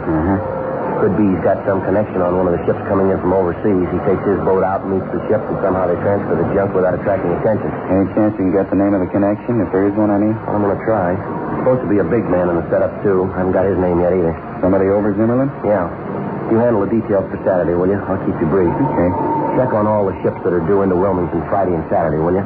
I'll find out where Jules keeps his boat moored, and you can make arrangements to have the dock area covered, and notify customs, too, huh? Right. You got any kind of a deal set up with Zimmerman yet? Yeah, I'll buy for $10,000. I'm supposed to be making it for friends up in Fresno. Tell the captain I'll need some dough. How much? Well, you can rake together 1,000 if you can. You know, small bills, make it look big. Right. I'm a little worried, Joe. Things seem to be rolling out too fast. How do you mean? Possible Zimmerman might be wise. Maybe he's just stringing you along. You're not going to be able to follow you out in the bay, not without tipping the whole thing. Yeah, I know. You're going to be strictly on your own on that boat. If Zimmerman's wise, he and the gang will be in a perfect spot. Maybe we could set it up to have a boat standing by if you need help, maybe half a mile away or so. Well, I might scare them off, ruin the whole deal, Frank. Yeah, that's the trouble, Joe. If they're wise and they get you out on that boat, they got you cold. They won't give odds on your chances. Well, then we're even. I'm not giving any on theirs. For the rest of the week, I spent the days in my hotel room and my nights at the beer garden setting up the buy with Zimmerman. Thursday night in Zimmerman's office, we agreed on the final details for the buy. In the process, I succeeded in finding out the plan for the meet. At 2:30 Saturday morning, Zimmerman, 2 of his gang members, and myself would board his boat at a private dock in the San Pedro area and proceed 5 miles out from shore. How the actual transfer of the narcotics was supposed to be made, I still couldn't find out, but I did learn that Zimmerman's main contact on the deal was a Marcus Torricelli. He was supposed to be a steward aboard an inbound freighter. The next day, I relayed the information to the office and gave him a final briefing on the plans for the meet as Zimmerman outlined them to me. Saturday, 2:30 a.m. Zimmerman and I, along with the 2 members of the gang, boarded his boat at the private dock and proceeded out to sea. It was a fairly new boat, well appointed, a 38-foot motor cruiser. The 2 men kept busy above deck. Zimmerman and I played cards, talked, and drank beer down in the cabin. 5 a.m. 2 pair, queens up. You do better? And you dealt it. 3 trays. Had enough? $40 worth, plenty. Want another beer? No, I got a headache. What time you got? Later than I thought. It's 1 after 5. Let's go topside, give it. About time we start looking around anyway. Come on, I better get up there and check our course. All right. Sure a nice boat you got, Jules. Just cut you back 20, huh? Wouldn't believe it. I got it insured for $20,000, cost me $500. You paid $500 for this? And a society woman owned her husband, left it to her. She got hooked. Oh. One of my best customers. Spent everything she had on the junk. I got this for $500 worth of H, high grade. What's she do for stuff now? She doesn't need it. She's dead. Really a nice boat. Never enjoyed anything more in my life. Just a minute. What's the matter? Yeah, must be it. What are you talking about? The freighter. A couple of points off starboard. Oh, yeah. George? Hey, George. Yeah, Jules. Okay, I see it. Want a signal now? No, hold on. Let's make sure. Hand me glasses there, will you? Yeah. Here. Thanks. Have a look here. What's the pitch? Just a minute. Yeah, Panamanian flag. That's it. Very no. All right, George, let's try. Swing around. Okay, Jules. Give the rudder hard right. 3 complete turns. Keep astern of her. Right. Neat setup, Jules. What happens now? There's another pair of glasses there. Watch for yourself. All right. Delivery comes from the ship, huh? Big boy on board? That's right. On board here. You really had me fooled. Let's keep it that way. To tell you the truth, I thought you had us figured. No, I didn't. I'll swear with you. You got a good front, Jules. Keep it that way and you'll be hard to make. I'm on the home stretch. You're not going to make me. 2 more trips and I'm getting out. Then I really go fishing. There he is, Jules. Back on the stern. Gonna dump it? All right, keep an eye out. Hey, train your glasses on the stern of that freighter. Yeah? What about it? Just a minute. Now, you see it? Now? Oh, a man coming out, huh? It's like he's dumping some garbage over there. That's right. Don't watch the man, watch the garbage. It doesn't go through customs. Pretty smart. That's your contact, huh? Yeah, Marcus. Good boy. Hasn't failed yet. All right, George, move in, get the net. Ready for the pickup? All ready, Jules. Still, I just can't get over it. It's sure smart. How do you keep the junk dry? No problem. Just dump the package over along with the garbage. Waterproof wrapping. Keep your eye on it, that's all. Yeah, I got it fine. All right, George, hand down the net. Here you go. Yeah. All right, coming alongside. Hold it steady. I got it. All right, let's go. George, let's go. Okay. All right, Bronson, down below. Okay. Sure make it look easy. All it takes is a little savvy. Now, let's have a look here. Ping pong balls. What's the pitch there? You ever hear one sinking? Oh, yeah, sure. 3, 4. Yeah, all here. Good delivery. Hey, Bronson, your share, $10,000 worth. How about the money? How about a look? Suit yourself. All right?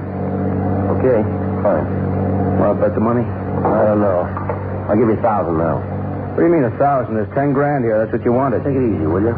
How'd I know what I was getting into out here? Could have been a heist. I couldn't bring all the dough along. I want the money. I told you I'll give you 1,000 now. You get the rest when we get in. Wait, there's something wrong here. I don't like this. I'll call George. We'll head out again. Relax, will you, Jules? There's nothing wrong. Don't try to calm me. I'm not taking a chance. There's something wrong. All right, hold it right there. I'm calling George. Call him loud first time. You won't get a second one. Nice gun. Fuzz. Lousy. Now, you go back and sit down. No, right where you are. Hands on the table. Look, Bronson, we got time to talk this out. I got a big investment here. I got a lot to lose. All you have to lose is a pinch. You keep your hands on the table, will you? I'll make it right by you. You won't be sorry. I'm a wealthy man. How much you want? Keep your voice down. Believe me, I'll make it right to you. You said you liked the boat, didn't you? You can have it, huh? Everything with it, okay? No deal, Jules. It doesn't smell any better than your delivery. What? Garbage.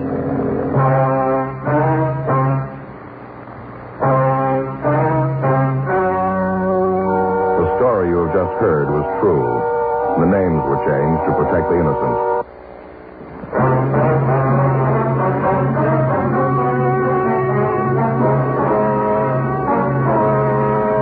Jules Zimmerlin, his contact Marcus Torricelli, and the other 2 members of the narcotics gang were filed on in the district attorney's office for violation of the State Health and Safety Code, Section 11,500, 1 count.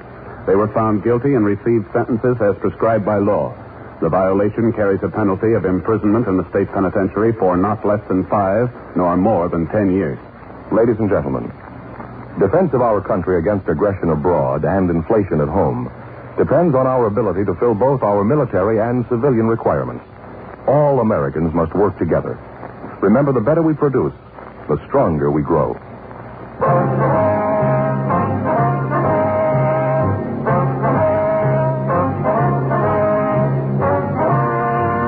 You have just heard Dragnet, a series of authentic cases from official files. Technical advice comes from the Office of Chief of Police W.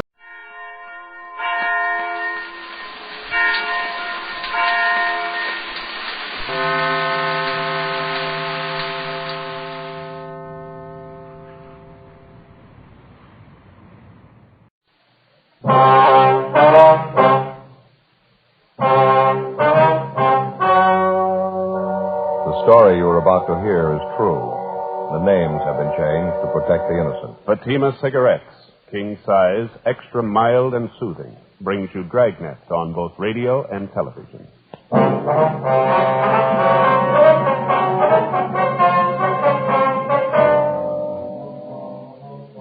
You're a detective sergeant. You're assigned to homicide detail. An unidentified man is abducted from a downtown street. The scene is checked where the man was reported taken. Bloodstains are found on the sidewalk. The abductors escaped in a gray sedan. No one saw the license number. Your job? Get him. Compare Fatima with any other king-size cigarette. Yes, compare Fatima with any other king-size cigarette. 1. Fatima's length filters the smoke 85 millimeters for your protection. 2. Fatima's length cools the smoke for your protection. 3. Fatima's length gives you those extra puffs, 21% longer than standard cigarette size. Fatima gives you more for your money. And in king-size Fatima, you get an extra mild and soothing smoke, plus the added protection of Fatima quality.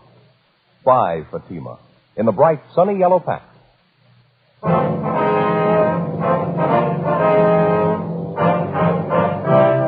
Dragnet, the documented drama of an actual crime. For the next 30 minutes, in cooperation with the Los Angeles Police Department, you will travel step by step on the side of the law through an actual case transcribed from official police files. From beginning to end, from crime to punishment, Dragnet is the story of your police force in action. It was Monday, March 18th. It was overcast in Los Angeles. We were working the night watch out of homicide detail. My partner is Frank Smith. The boss is Captain Lorman. My name's Friday. It was 6:48 p.m. when we got to the corner of 11th and South Pierce Street, the 797 Club. Sorry, no more service tonight. Closing up. Your name, Leon Morley? Yeah, I can't serve you any drinks, so closing up. Police officers, Mr. Morley. I'd like to talk to you a minute if you don't mind. Oh, I'm sorry. I thought maybe you were after a drink. We were just talking to the officers in the radio car up the street, the car that answered the call out here tonight. They told us you're one of the people who saw what happened.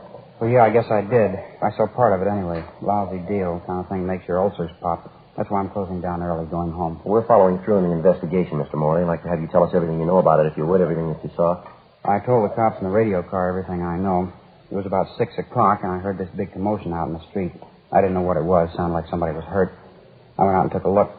Marie in the beauty shop next door, she was outside rubbernecking, too. She saw as much as I did. You talked to her? Yes, sir, we have. She wasn't too clear on some of the details. Maybe you can straighten it out for us. I'm glad to if I can. What do you want to know? You mind telling us in your own words just exactly how it happened? I mean, how you saw it?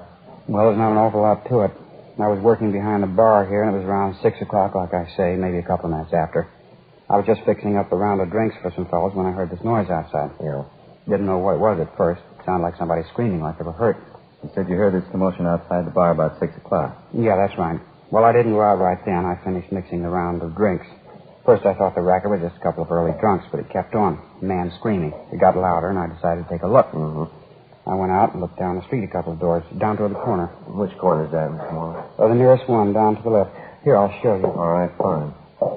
I didn't know what was happening. Terrible sound. Man screaming at the top of his lungs. You recognize who the man was? No, I didn't. Never saw him before. Didn't get too good a look at him anyway. It was getting kind of dark. Here, let me show you. Over here by the window. Fine. I see it was right down there, just next to that mailbox. Mm-hmm. These two guys had a hold of the man who was screaming. They were trying to drag him into a car, a gray sedan. The man was trying to fight him off.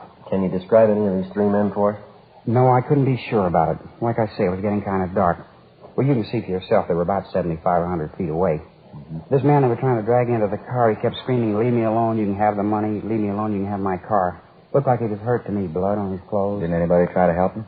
Well, you know how this neighborhood is. When there's trouble, they all cut out. They don't want to get involved. It happened pretty fast anyway. These two guys got this man in the back seat of the car, and the big guy got in the back seat with him. The smaller guy got in the front seat, and they took off. Now, which way did they go, Mr. Morley? Straight down the street there. Turned right at that corner. Mm-hmm. Did you happen to see the license number? No, I thought of it, though. They didn't turn the car lights on and went by pretty fast, too. I couldn't get a good look at it. Was it a California plate, do you know? Oh, yeah, I noticed that much. That's about all, though. What kind of a car was it? Like I told you, a gray sedan, 4-door. I couldn't tell the make. Fairly new car.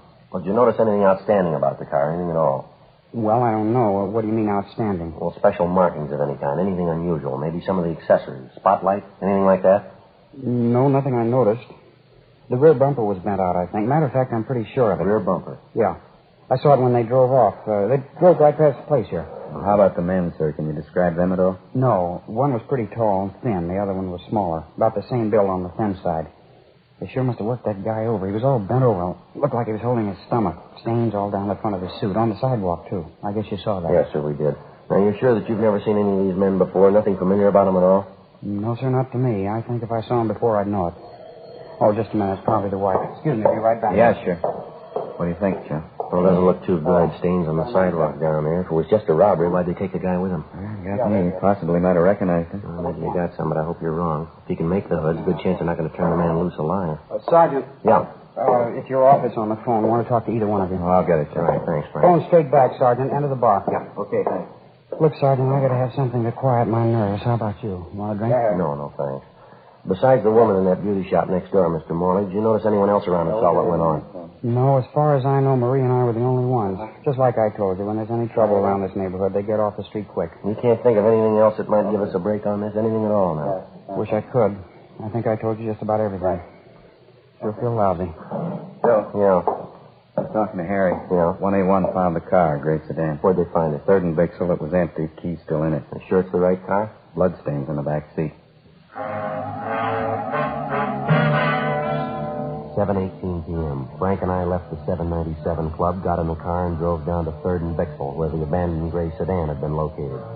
It matched the same general description of the abductor's car, a 4-door gray sedan, late model, with a damaged rear bumper.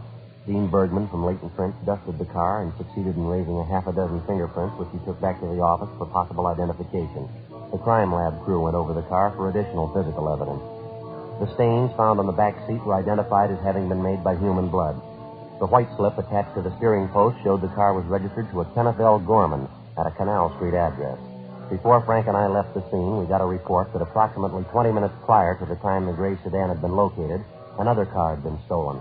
It was a maroon, late model Club Coupe, license 7-Tom 7972. It had been taken in the same neighborhood, less than 2 blocks from where the gray sedan was abandoned. A broadcast and an APB was gotten out on it immediately. 8:05 p.m. After checking by the office, Frank and I drove down to check on the home address of the registered owner of the gray sedan, Kenneth L. Gorman. It was a white wood-frame cottage at the upper end of Canal Street. The woman who answered the door identified herself as Mrs. Elsie Gorman, a small middle-aged woman, blue eyes, partially graying hair. No, I'm sorry, officers. My husband isn't home right now. Where is he, Mrs. Gorman, do you know? Well, he went downtown to see a friend of his, business appointment. Is there anything I can help you with? Are you expecting your husband home pretty soon, ma'am? Well, yes, I am. Matter of fact, he should have been home long before this. I don't know what's keeping him. Told me he was going downtown to collect some money a friend of his owed him. Said he'd be right back. I don't know what could be keeping him. When do you leave the house, ma'am? About 2:30, 3 o'clock this afternoon. It's almost 8:30 now. It could be he stopped to have a beer with his friend. He usually phones, though, if he's going to be late. I don't understand these men sometimes. You and your husband own a car, Mrs. Gorman? Yes, we do. My husband has it right now. Why? What kind of a car is it, ma'am? A 49 Chevy sedan. Gray color, 4-door? Yes. License number 7T7972? Well, yes, I think that's it. Why? What's the matter? Something happened? Nothing to get worried about, Mrs. Gorman. We located the car in the downtown area, parked on a side street. The keys were still in it. Thought we'd check on it. Where was it parked? Near 3rd and Bixel. Well, that can't be right. This man my husband was going to see has his store on Alameda. It's on Alameda between 9th and 10th. No reason for Kenneth to drive the car way down on 3rd Street. Possible he might have had another business appointment down there, ma'am. Maybe something he didn't mention to you. Well, I don't know. I suppose it is possible. You'd think he'd call, though. He usually does when he's going to be out late like this. What about this man your husband was going to see, Miss Gorman? You happen to know who he is? Yes, Fred Bernard. He's in the sheet metal business. Has his shop on South Alameda. He owed my husband $300. My husband went down this afternoon to collect it. He a friend of your husband's, is he? Oh, yes, they're good friends. Fred and my husband have done business for years. There wasn't any ill feeling between them about this debt. No, of course not. It was just a bill for some materials. Why do you ask that? Just routine questions, ma'am. Can you think of anyone at all who might have a quarrel with your husband? Somebody who has a grudge against him, maybe? No. Why are you asking questions like that? Is something wrong? Something you're not telling me about? No, ma'am, it's just a routine check, Miss Gorman. Nothing to worry about. I want to make sure everything's all right, that's all. The way you talk, it isn't all right. It's far from right. It's never gone this long without calling me. There must be something wrong. Oh, you're just getting yourself all worked up, ma'am. You admit your husband might have had another appointment after he left Bernard. By the way, have you checked with Mr. Bernard yet, ma'am? No, to tell you the truth, I haven't. I don't usually like to call my husband when he's out on business. I don't like to bother him. This is different, though. I think I'll call Fred Bernard right now. It's a good idea. Do you mind if we wait, ma'am? No, not at all. It'll only take me a minute. Excuse me. Yes, ma'am. What do you think? Well, I don't know. Doesn't look too good, does it? Car's abandoned, stains in the back seat. Name's late in getting home. It's all there. Could be anything, couldn't it? Doesn't look good. Sergeant? Yes, ma'am. I just talked to Fred Bernard. He said my husband's been there and left. What time did he leave Bernard? About 3:15, 3:30. Fred Bernard paid my husband the $300 he owed him, and my husband left.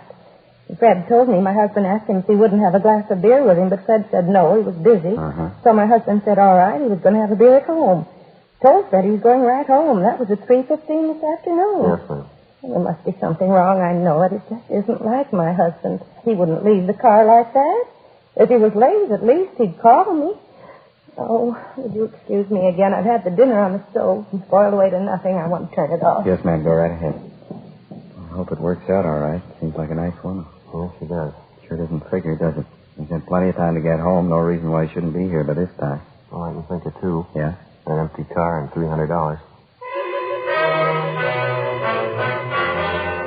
We continued interviewing the wife of the missing man, Kenneth Gorman, and she told us that occasionally he did some drinking at neighborhood bars. She also told us that when her husband drank quite a bit in public places, he was over-friendly and he liked to brag and flash money.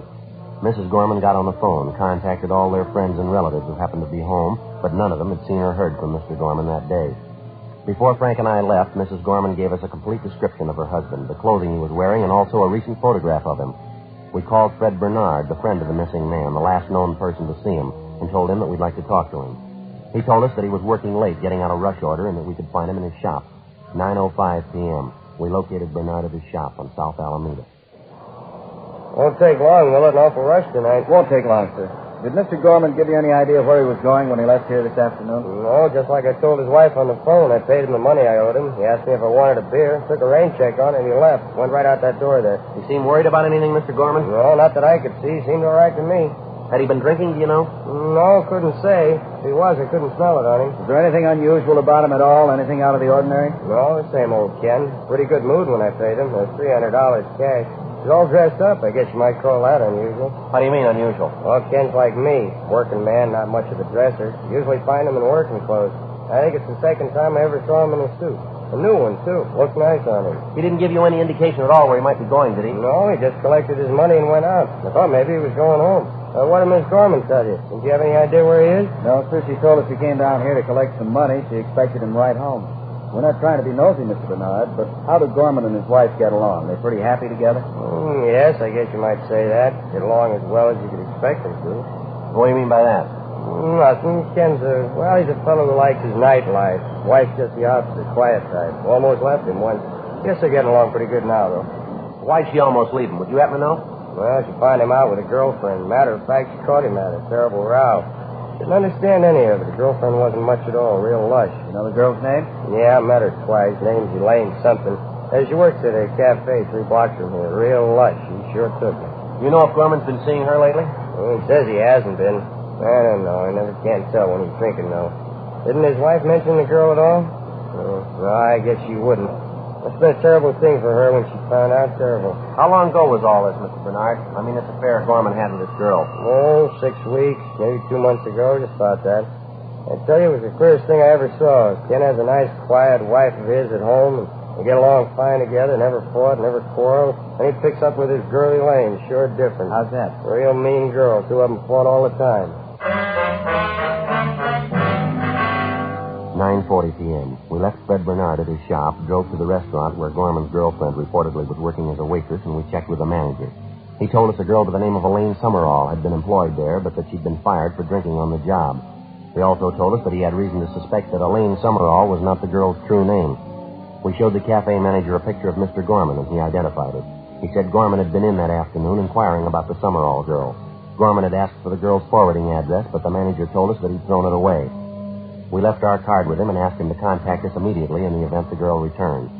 10:18 p.m. We drove back to the city hall and checked in at the office.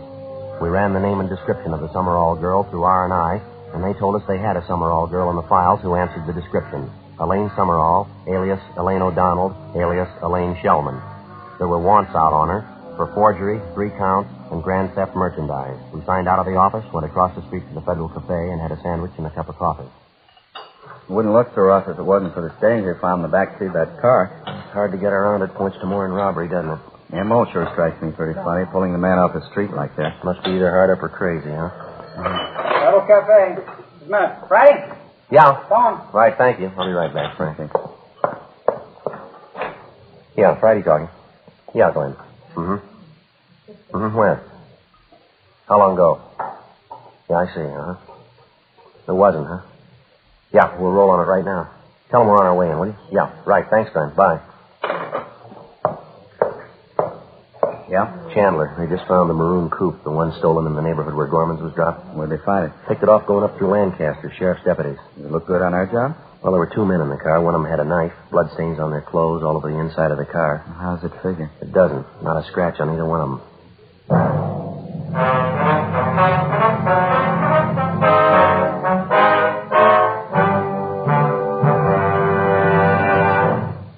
You are listening to Dragnet, authentic stories of your police force in action. Friends, because of its quality, its extra mildness, its better flavor and aroma, more smokers coast to coast are switching to king-size Fatimas every day. Yes, more smokers coast to coast are finding that in Fatima, the difference is quality. Now, here's the practical way to prove Fatima quality yourself. Compare Fatima with any other king-size cigarette. 1. Fatima's length filters the smoke 85 millimeters for your protection. 2. Fatima's length cools the smoke for your protection. 3. Fatima's length gives you those extra puffs, 21% longer than standard cigarette size. Fatima gives you more for your money. And in king-size Fatima, you get an extra mild and soothing smoke, plus the added protection of Fatima quality. Remember, more and more of your friends are switching to king-size Fatimas. Compare them yourself. King-size Fatima, extra mild and soothing, plus the added protection of Fatima quality. Look for the bright, sunny yellow pack. Buy king-size Fatima.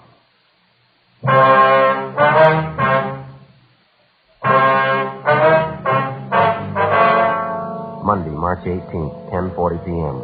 After we received the report that the stolen maroon coupe, along with the 2 suspects, had been recovered north of the city in the town of Lancaster, Frank and I stopped by the record bureau and checked to see if there was a make on either one of the suspects. The first one, Paul Mike, white male American, 32 years, 5'11", 150 pounds, brown hair, brown eyes. He had a long felony record, including burglary and robbery. He'd served sentences in both San Quentin and Folsom, and there was a warrant on him for violation of parole. The second suspect, Floyd Compton, white male American, 34 years, 5'8", 135 pounds, black hair, brown eyes. His record included arrests on suspicion of burglary, 4 grand theft merchandise, and 3 drunk arrests. He was a petty thief known to us as a shoplifter. He'd never served time in a penitentiary. 10:55 p.m. Frank and I, with identifying photographs of the 2 suspects, left the city and drove north. We checked in at the Lancaster Sheriff's Office substation. Captain Walker Hannon briefed us on the details of the arrest, and then he showed us back to the cell block where the 2 suspects were being held. He told us neither of the men had been questioned because the officers there weren't acquainted with the facts of the case. He also informed us both men had been separated from the time of their apprehension. Captain Hannon had Paul Mike taken from his cell, and he was brought to the captain's office where we started to question him. It went slow. I don't think I understand you, Sergeant. What's all the excitement about? You can answer that better than we can, Mike. Answer what? What do you want to know? The car, Mike, and the blood stains. What about them? A little unusual, wouldn't you say? I don't know anything about any blood stains. If they're in the car, I don't know how they got there. It isn't my car. Yeah, we know that. What about the stains in your clothes? Well, I don't know. We were sitting in the car there. Maybe the stains rubbed off on us. You got a cigarette? Only one thing wrong with that story, Mike. The stains were on the wrong side of you. All right, so I had a fight. Got hit in the nose. What's that, a law against us? I got a hunch, Mike. Yeah? You're lying. Where'd you get that car? I told you where I got it.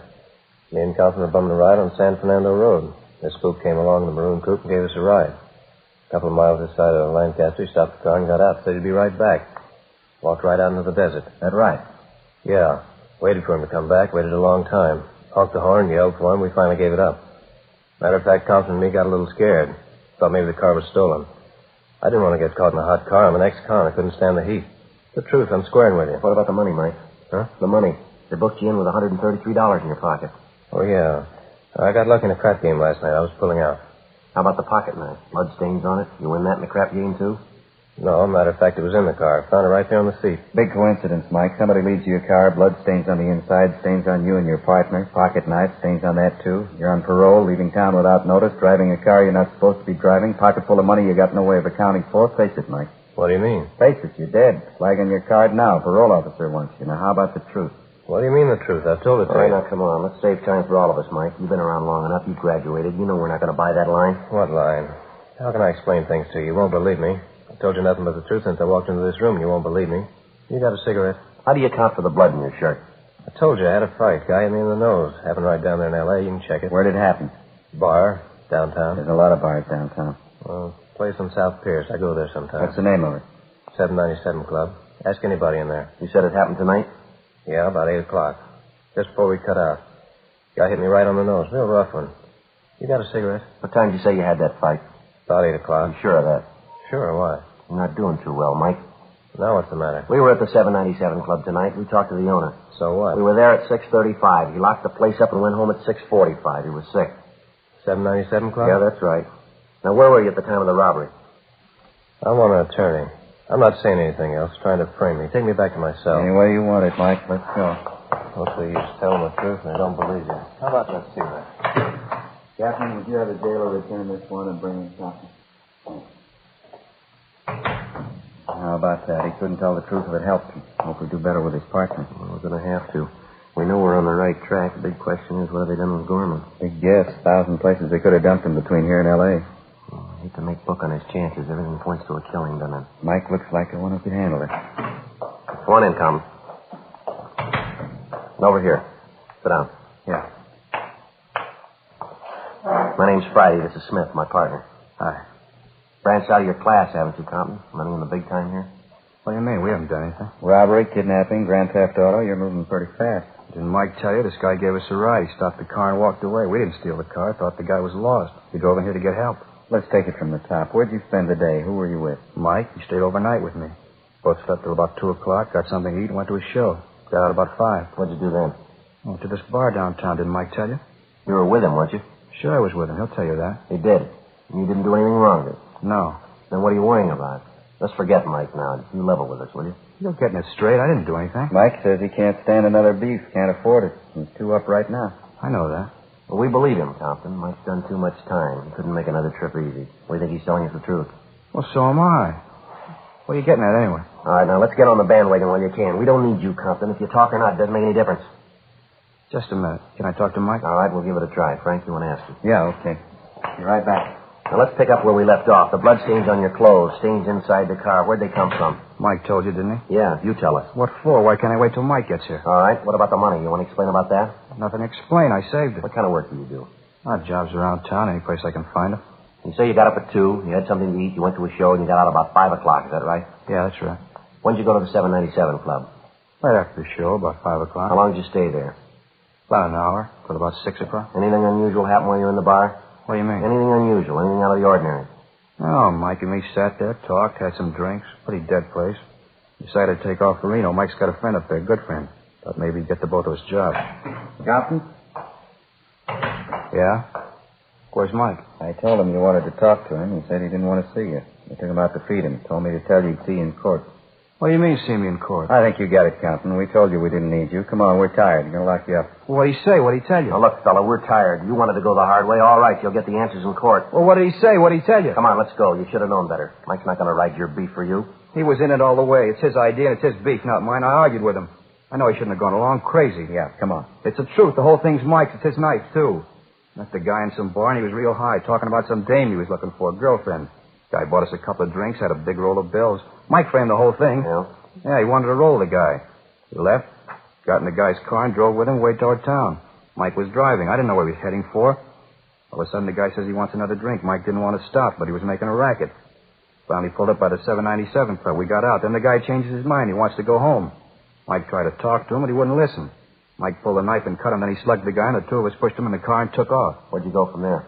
We cruised around till we found another car, maroon coupe. We clouded that one, dumped the gray sedan, and took off up this way. Right. Look, it's the truth. I'll even tell you about the guy. What happened to him? You got flashlights in your car? The man's still alive? I don't know. He was when we left him. 1:45 a.m. The Lancaster Sheriff Substation contacted the local emergency ambulance, and they were instructed to follow our car. Along with the suspect, Floyd Compton, Frank and I got in the car and headed south, following his directions. After several tries at locating the spot where Mike and Compton supposedly left their victim, we finally found where they'd parked their car on the side of the road. We got out, and Compton led us back across a stretch of sand to a thick clump of sagebrush about 300 yards off the highway. The victim, Kenneth Gorman, was lying face down. His hands and feet were tied together. It was fairly evident that he'd lost a good deal of blood and that he was in a state of severe shock. He was placed on a stretcher and placed in the ambulance. All right, Compton, that's it. Let's go. Be real tough. Sure glad he ain't dead. Yeah, sure. Come on. Where are we going now? Back to the sheriff's office. Want to take your statement. Okay with me. There's one thing I want. One more thing. Yeah? That lousy Mike. I want to be there. I want to see him. How's that? Trying to load this thing on me. I want to see his face when you tell him. Can't wait to see it. Yeah, neither can we.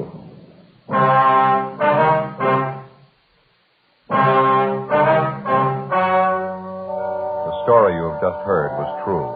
The names were changed to protect the innocent. On July 12th, trial was held in Superior Court, Department 84, City and County of Los Angeles, State of California. In a moment, the results of that trial. And now, here is our star, Jack Webb. Thank you, George Fenneman. Friends, once again, I'd like to ask you to compare Fatima with the king-size cigarette you're now smoking. When you do, I'm convinced that you'll agree that king-size Fatimas do give you more for your money. An extra mild and soothing smoke, plus the added protection of Fatima quality. Remember, Fatima in the bright sunny yellow pack. And remember, in Fatima, the difference is quality.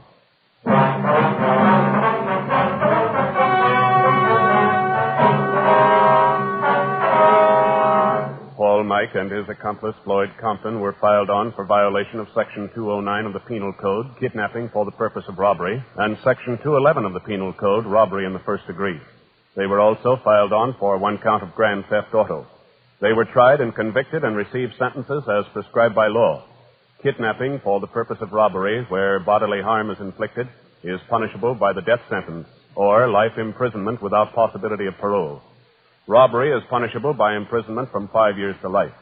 Grand theft auto is punishable by a prison term of not less than 1 nor more than 10 years. The victim, Kenneth Gorman, finally recovered after more than 3 months in the hospital.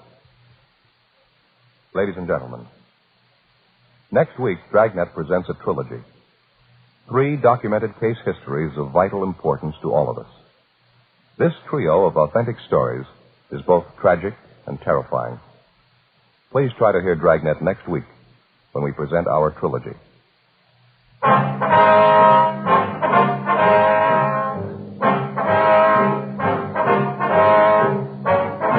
You have just heard Dragnet, a series of authentic cases from official files. Technical advice comes from the Office of Chief of Police W.H. Parker, Los Angeles Police Department. Technical advisors Captain Jack Donahoe, Sergeant Marty Wynn, Sergeant Vance Frazier. Heard tonight were Vic Perrin, Virginia Gregg, Sam Edwards. Script by Jim Moser. Music by Walter Schumann. Hal Gibney speaking. Ladies and gentlemen, you may now read Dragnet every day on the comic page of your favorite newspaper. Please consult your local daily paper. King Size Fatima has brought you Dragnet, transcribed from Los Angeles.